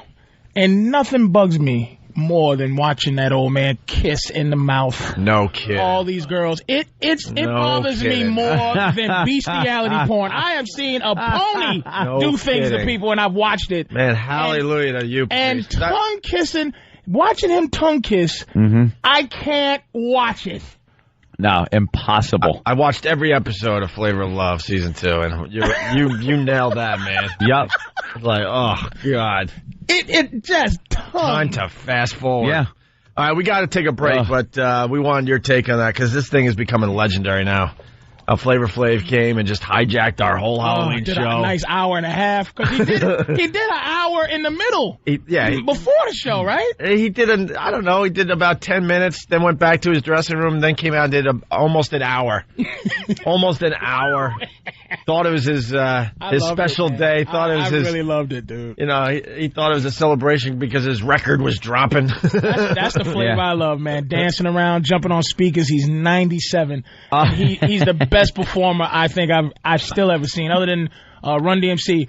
That was amazing. Yeah, watch his energy, man. He's amazing. And I think we said it yesterday. The performance itself was unbelievable. And it was fantastic. Then when he got together with Chuck D, you don't got to introduce your mother and your grandma and the kids and everyone. And the mics were broke, and him and Chuck performed on the same mic next to each other. Yeah. Until we got the second mic. Man. All right. Patrice O'Neill filling in for Jim Norton today. Jim Norton's down there in Atlanta all weekend long. We got lots to do today. We got Borat coming in today. What? What? I don't know. You don't know? I don't know. See, that's what it is. See, it's like Borat showing up here. You said, is he coming in today? The guy from the movie, with the mustache. One of Flav's. You know? No. You know who Borat is? I know who Borat is. Yeah. Sasha. Yeah. Yeah. Getting massive reviews in the paper today. Everything's 4-star for this movie. Do they love it? They love this more movie. than love it. Rotten Tomatoes is giving it 95% positive reviews. There's only like 2 bad reviews and people that just don't get it. He's the Andy Kaufman of our time, I believe. Yeah, I said that. I said that yesterday. Yeah, he's doing some Andy Kaufman. It's about time because so many people have tried since Andy left this earth. And are you allowed to say his other character? Who? Ollie G. Ollie G, yeah. Yeah, because he might be super Borat now. It's In like, character, Ollie yeah. G dead. Oh, no, Yeah. he's coming in character. He's fully character, so if you... Yeah, try to break him today. Good luck. I don't He's think doing all his interviews in character. Good luck. God bless him. God bless him. That's why I'm nobody. If I did a movie where I played a character and they go, can you play the character? What? So no. No. I did I it. sold my soul. Do I have to sell everything? Can I love myself to some degree, you pieces of garbage? Here's someone that doesn't get it. Stephanie in Pennsylvania, what's up? Hey, guys, I just have to call you out because yesterday you said that he was a has-been and his show's done and it's over with. And just because Patrice is there today, you're trying to backpedal and say it would have hit it. Patrice said in the community, it's huge. I don't watch it. I don't know anybody that does watch it. I watched the Flavor What's that, Flav. Flav? Yeah, I don't watch the show. White people might watch it as a guilty pleasure, I'm sure. Yeah. But black people, it is gospel. He man. said in the community, it's huge. There, Stephanie. We acknowledge that his performance was really good. And yesterday I said, when he was rapping, it was cool, but when he talked, it was like, get him off. This sucks. We had a problem with him introducing every single person he knows. Did you listen to what we said, Stephanie? We had a problem. Now she's got me pissed. We had a problem that he hijacked our show. What did you hear that we didn't say yesterday? Yesterday you said that his show is done, that it's over, and it was VH1's #1 show ever. Stephanie, we did not say that because we would look like jerks. Everyone knows that Flavor of Love was massive. Now, it was like the biggest show in cable history. You or was something. to say, if she's saying you said that it is over now, I can see that. I can. We said that.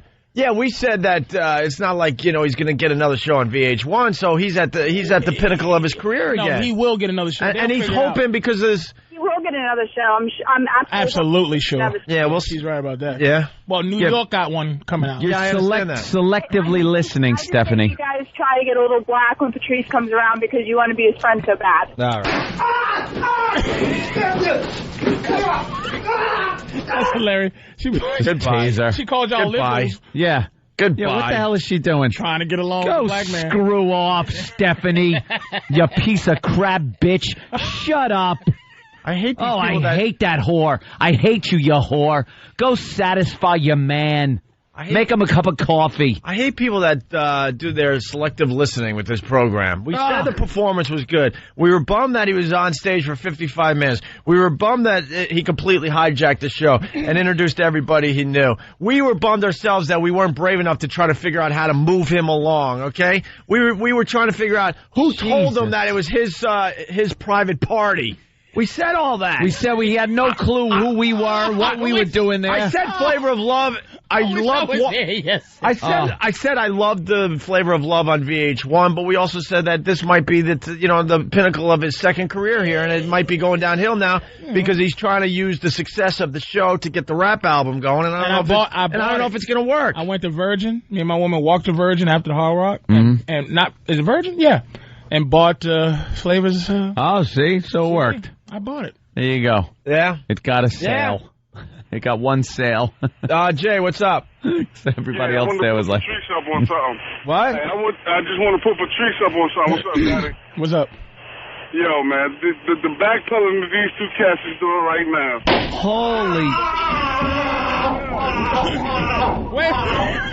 Wait, now. God. They're trying to say, what did y'all say yesterday? Backpedaling. Backpedal. So you're trying to say they changing up because I'm here, but I want to know. I didn't hear the show. Why, first of all, why would we change up with Patrice? Yeah, we're not scared of Patrice anymore. If Flav was there, I can understand.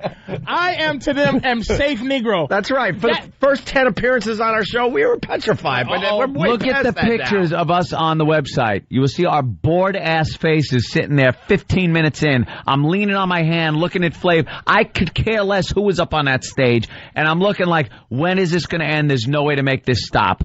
And then I'm getting people saying I'm backpedaling. What am I saying today that I didn't say yesterday or vice versa? Give me an example, you dummies. You selective listening jackasses. Why'd you cut off the brother when he was saying? I'm just trying out my new bit. It's his new bit.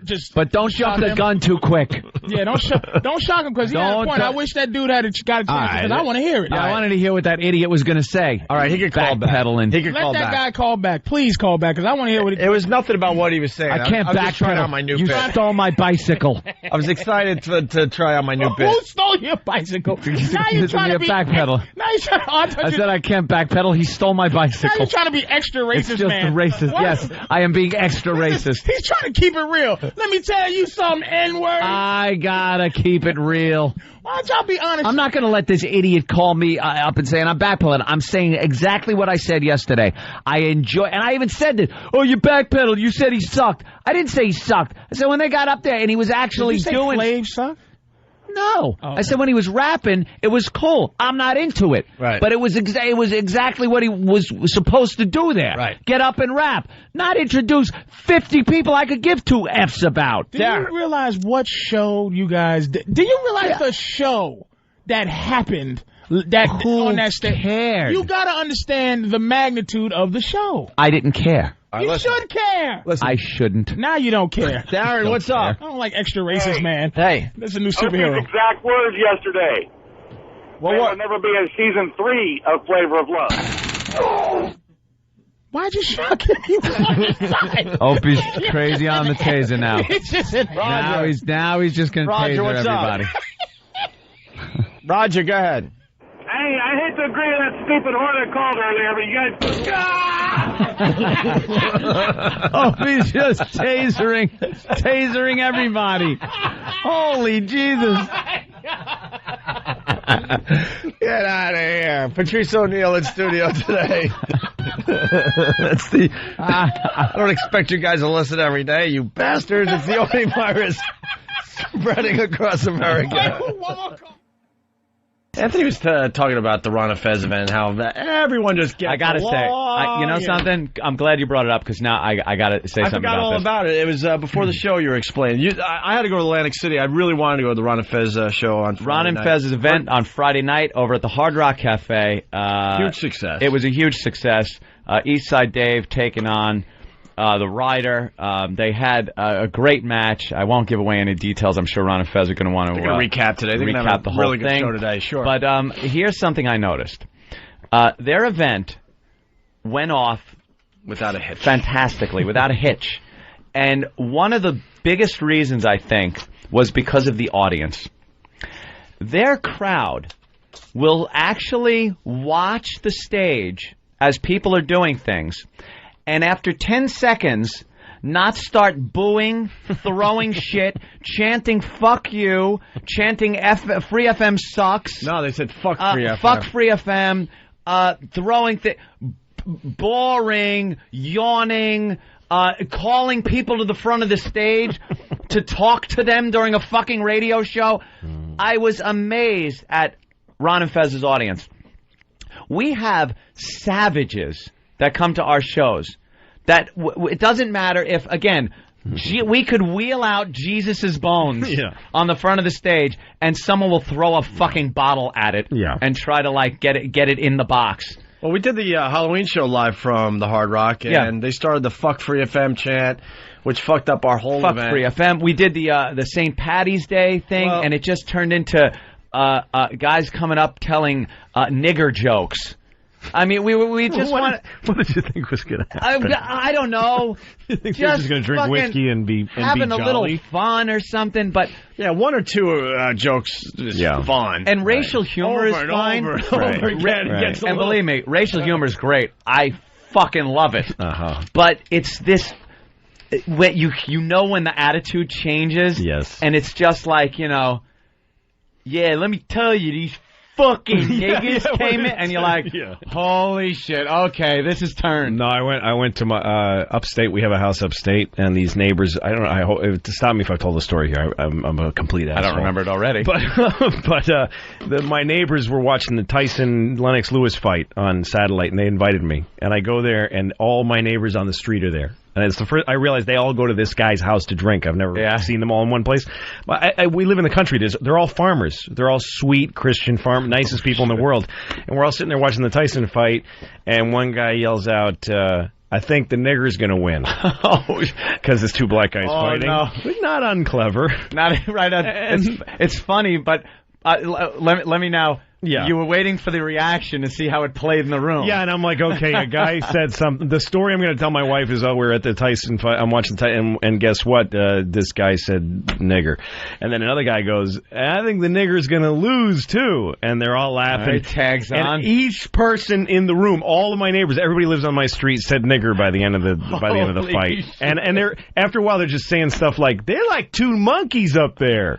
Like, just saying, I heard they don't do nothing. They're like animals. Like they're just fucking. Why don't he hit him with his tail? It's just like, and I'm just going, oh God, these are my neighbors. I don't want my daughter knowing their kids, and we got to move, honey, to New York. Move the trailer with 8 beds in. And what am I going to take a stand? Like, hey, I'm going to stand up. See here, you country folk. We got us a boxer lover. Yeah. Get it? We mean nigger.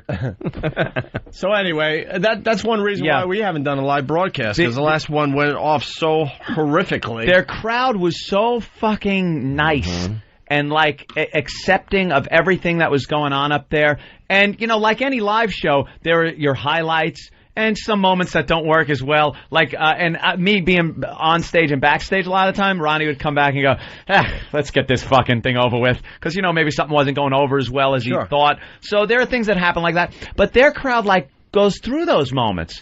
They get through them. They applaud the fact that they're fucking up there giving it their shot and trying. And then the banner moments, like Fez getting up there singing the fucking Fez song, was just like he was a rock star, and they were cheering and it was amazing. What do we get? Fuck Free FM. Fuck Free FM. As we're trying to do a show for live radio. Boring. And let me tell you another thing. Radio, whatever. Girls coming up on fucking stage and being treated with some iota of respect. I'm not even talking about people at our events get up there and rape the girls on stage, although we do have to watch for that. But every girl that got up on stage at one of our events, it's nothing but, show your tits, where's your cunt, you fucking whore bitch, show us your tits, boo, boo, and they'll boo when they don't fucking show. And believe it or not, we've gotten a little better with that one. A little better. A little. But we still got a ways to go. Unfucking believable. And then there's girls out there, and they're fucking, they're being treated like human beings. Well, we're supposed this is the first year we're not doing a St. Patty's Day show live on the radio. Go fuck yourselves. And it's a direct result of the Halloween show. Now, I was very pissed off at our audience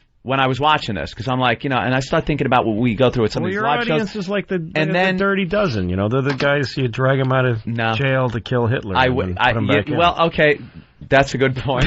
But I was thinking, then it turned around, and I had a little bit of revelation and went, you know something? It's our fault. Sure. We're the parents. We're the fucking parents that fucked up and let him do whatever they want and cheered him on when they attacked and did this, that, and the other thing.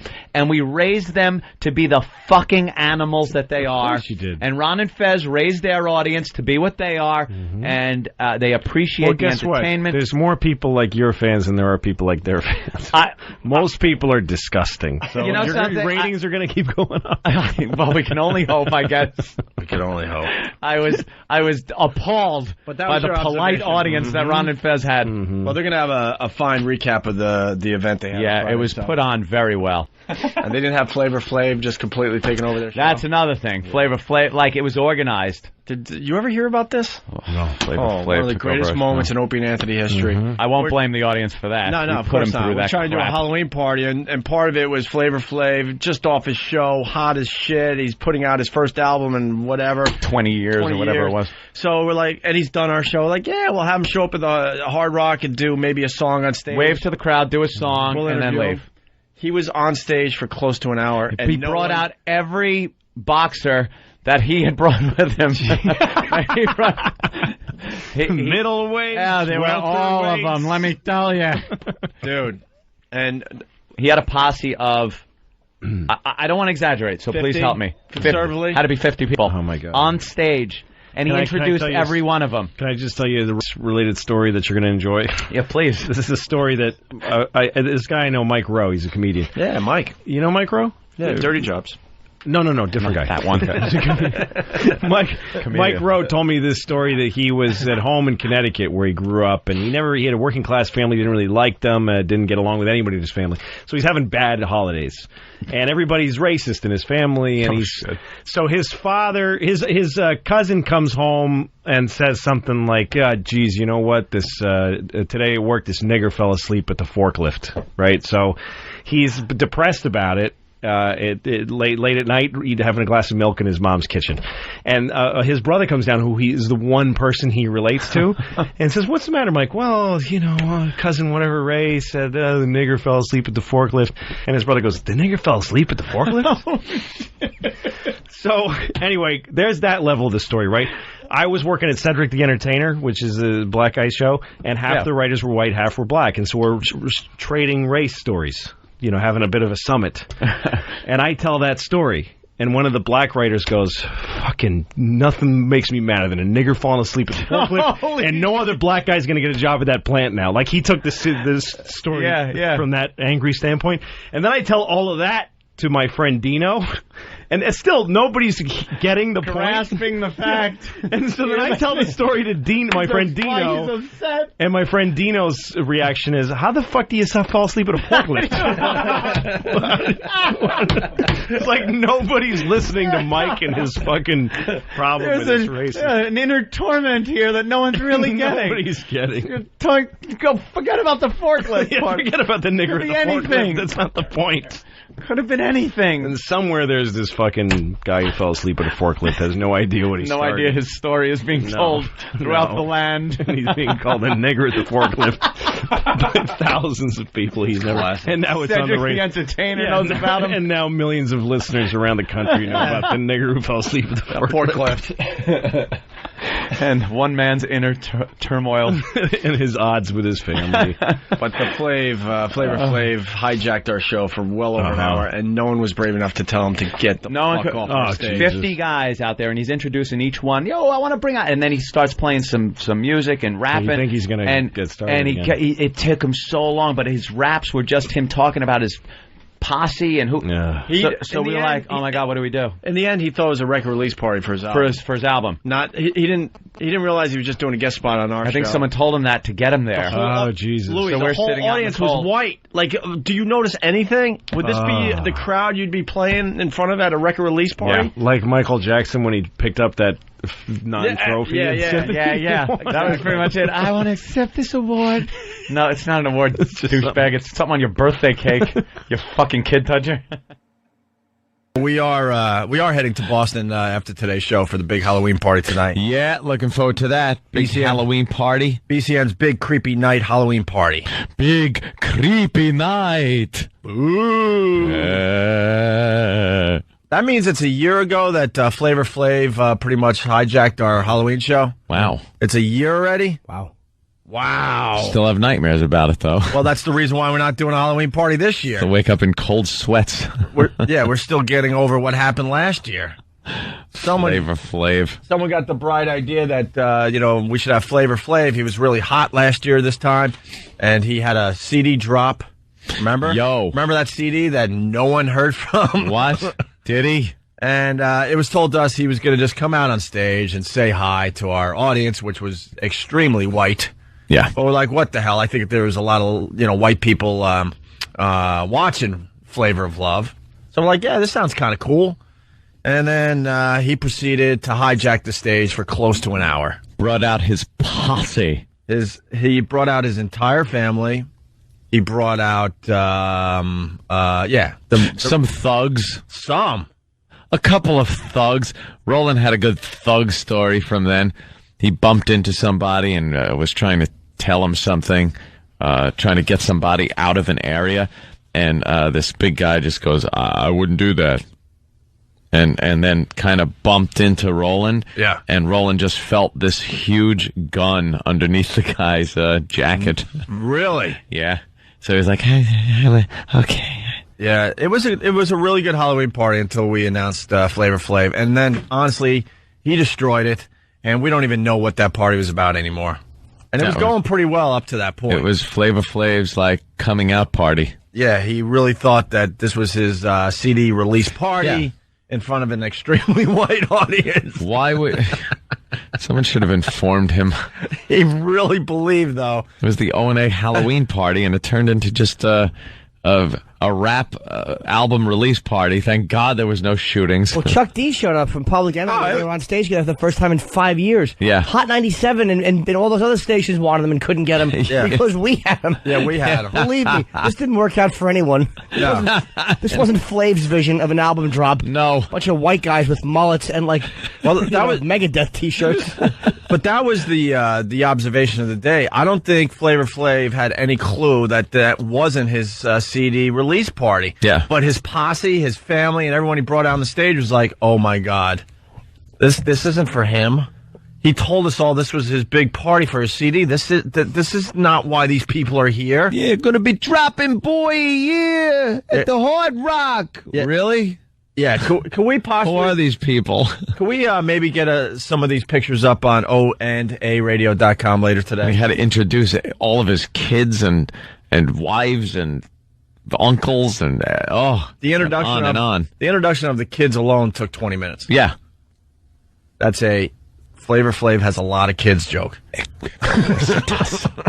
And his album was not that. Like, we heard some of he did like one of the songs, and it was terrible. It was terrible. You know, old school guys have a little trouble. He was never great though. He was he was like the comedy relief. Yeah, he was the hype man. Yeah. People are mad that we're not broadcasting our Halloween party this year, but You know something? we learned our lesson. We're not stupid. To all those people, was it 2 years ago now? Yeah, we did that already. We broadcast from the thing. It's not even no fun for us. It is such a pain in the ass to broadcast from those shows. It's you're constantly running around. There's no time to have fun on Halloween. Yeah, and the last time we attempted that, Flavor Flav hijacked our Halloween party. Took over our show thinking it was a record release party. It's one of our favorite for him stories. And 800 of his closest family members and friends. Well, when you do live broadcasts, you want to maybe bring out a celebrity or something, and the audience goes, ooh, and it's a couple minutes, and then you move on with your party, right? Flavor Flav got the idea in his head that we were having a record release party for him, even though it was Halloween, and the place was filled with white people in costumes. Like, I think that's the only way they were able to get him there. Like, we were like, yeah, Flavor Flav to drop in and be cool on Halloween. Have He's done our people just show. goof He's done on him good and radio. stuff like that. But I think they had to tell him, like, yeah, it's like a record release party for you. Oh, no. So he came out and then individually introduced 800 people. They're all on the stage. And then everyone in the audience was wearing the same costume at that moment. Scared white people. That was what everybody went as, no matter what they were dressed like. Ghosts. Oh, yeah. Oh! Everyone was just petrified. No one wanted to say anything to Flav and his security and his posse and everything else. He had monsters on that stage that were we were all guarding going, him. who's going to tell him, like, get off the stage? We got a show to do. No, it's like no one. When Michael Jackson gave himself the award for a Lifetime Achievement Award. I know somebody who was working on that show, and they said that it was very calculated. Really? They asked him to be part of the show, and he said, I want an award, or else I won't do it. And they said, no, we're not giving you an award. You didn't do anything this year. Like, he didn't have an album out or anything.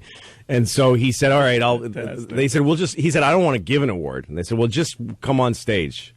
And he goes, okay. Yeah. So he said I want Britney Spears to say when she introduces me, this man is the performer of the millennium. Right. And then she said it, and then he grabbed a shiny thing that was sitting there and said, thank you so much for honoring me with this award. But he did it, like, cynically. Performer of the Millennium Award. Yeah, and he did it because he knew it would look to his stupid fans that don't believe he hurts little boys. Of course, they're going to watch that and go, he won! It was fantastic. He won another one. He's so deserving. I think it was 2001, too. So he, like, had 1 year of competition. Yeah, that was... Wow, how do Millennium jokes bomb? They're always a hit. I'm the Millennium joke kid. My whole CD is full of those. They're popular. Popular music. God almighty, am I going to do my new Millennium jokes December 5th in D.C.? I hope so. Oh, wow. Nice. I didn't mean to sneak that. Washington? I apologize. Yeah, I am going to Washington. Washington. Bob Kelly's going to do his Patriots rap song. Unless Flavor Flav shows up and you three fucking jackasses bounce up and down We'll on the do stage. anything. What were we supposed to do? The best moment of my What were we life. supposed to do when Flavor Flav hijacked our fucking Halloween show? The best moment of my life, seeing all white O&A fans. Looks like a fucking Nazi rally at the Hard Rock. Flavor Flav, every relative he has on stage, and three fucking white heads just nervously sweating, bobbing up and down to shitty rap music. Yeah, that was great. I'm just proud of myself that I didn't get shot that day. What were we supposed to do, Bobby? I'm proud of the entire D block from Rikers. The worst. It was horrible. Just to see. I saw Jimmy snap his fingers at one point. Yeah. Frown his brow. Hey, This is good. Good stuff. Yeah. Well, shit. The best part of that is when I left. Well, Flavor Flav did our show. We're like, hey, why don't you stop by our Halloween party? We're thinking a quick 5 minutes with the audience. He thought it was an album release party. Yeah. He wasn't even smart enough to look at the audience and realize there wasn't one black person in the audience. And then proceeds to bring his entire family out that he invited to his album release party. But he wore a crown, too, which is hilarious. Right. And he introduced his whole family, and he introduced his daughter, and one of the O&A fans goes, show us your tits. Oh, yeah. And that's when I thought we all were in deep trouble. I wish you gave that guy an award, because do you know how hard it was? Do you know the fight he had to go through in his fucking head? Should I say it? I shouldn't say it. I should say it. I gotta say it. I gotta say it. Show us your tits. Show us your tits. Yo, man, that's my daughter. He should have tagged it with the N-bomb. Yeah. They should have began and ended it with this. My favorite moment as far as that situation goes, the people he brought, telling them it was his album release party, watching them become aware and realize that their friend Flavor Flav was completely nuts and it wasn't an album release party. Because they start looking at the audience like, what are you fucking talking about? Did they know it wasn't an album release party? Not at first, but when they started becoming aware on the stage, when they started looking around. My rule of thumb in a party, when a group of black people show up, I slowly make my way to the door. Yeah, slowly. Slowly back up, and not to cause. I don't want to be. And then as soon as I get to the door, I open it and I run home. That's exactly what I did that night, because I knew something fucked up could happen. Remember when they all of a sudden took over our dressing room? Oh yeah. They kicked you out of the fucking. Took over the dressing room. They hijacked the entire event, and we walked in. I went to walk into the dressing room. That was our dressing room a few minutes before, and it was like, oh shit. It's so funny though. It's like magic, because the Bud and the Sprite turned into Alizale and fucking Hennessy, just like magic. It's one of the greatest moments this show ever had. Oh my God! We've never done that party justice. Couldn't be happier. You had to be fuck there. Out of there that Dude, night. seeing You had to be there to three see what guys happened. stuck on stage, bouncing up and down to some shitty Flavor Flav new rap. And they wouldn't stop. And Flav is introducing everybody. Live on the radio, by the way, went on, and Tom Chiasano, and I love the guy. He comes up to me, he goes, "You guys got to do something." I'm like, "Really? You do something?" What could you do? There was nothing we could do. Yeah, he There was wanted us nothing to anyone could do. reclaim our show. Really? Flavor Flav and his posse had taken it over. Yeah. And there was nothing we could do about it. Should have just slapped that crown off his head and ripped the clock off his neck and smacked him in the cheek with it. Oh my God, he's dancing. Is that it? Oh Clock my around his God, neck. look at that. Yeah, there's videos online. Unfortunately, there's a massive fucking. Is there any video with you three in the background? Yeah, look Can you at see them? us. How scared we are. Look at the big black guys. And look at all the security. Look at Voss. He's petrified. Patrice is in his glory. Look at all the awkward Flavor Flav family members just standing there. Is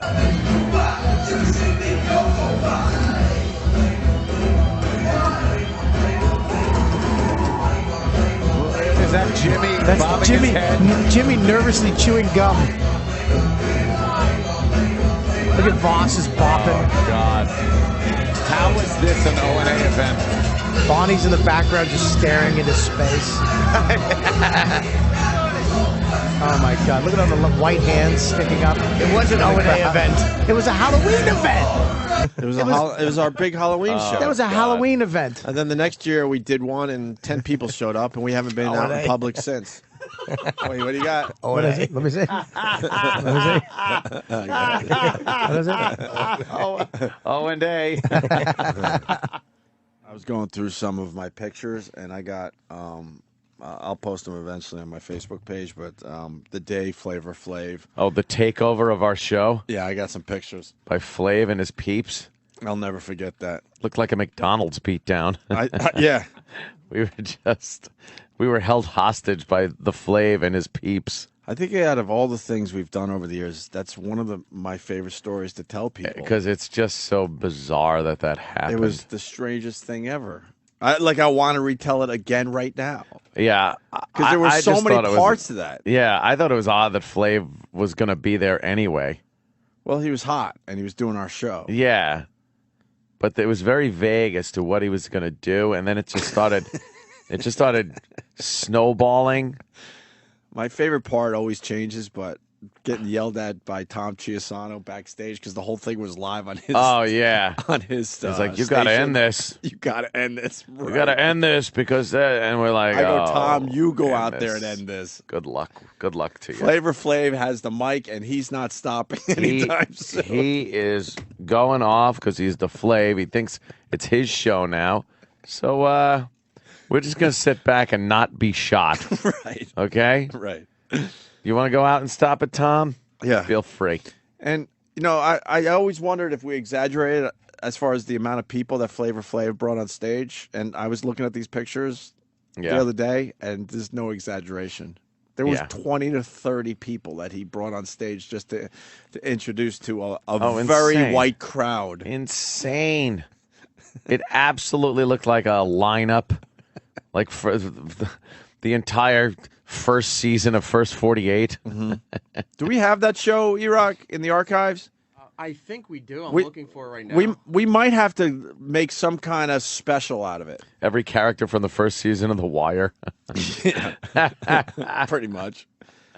Can we make some kind of special around that? Because if you just play it, it doesn't make any sense. No. Because it was a complete takeover of our show. Yeah. But if we interject, maybe do like a mystery science theater type thing. You know what I mean? Yeah. And explain like what we were doing at this part.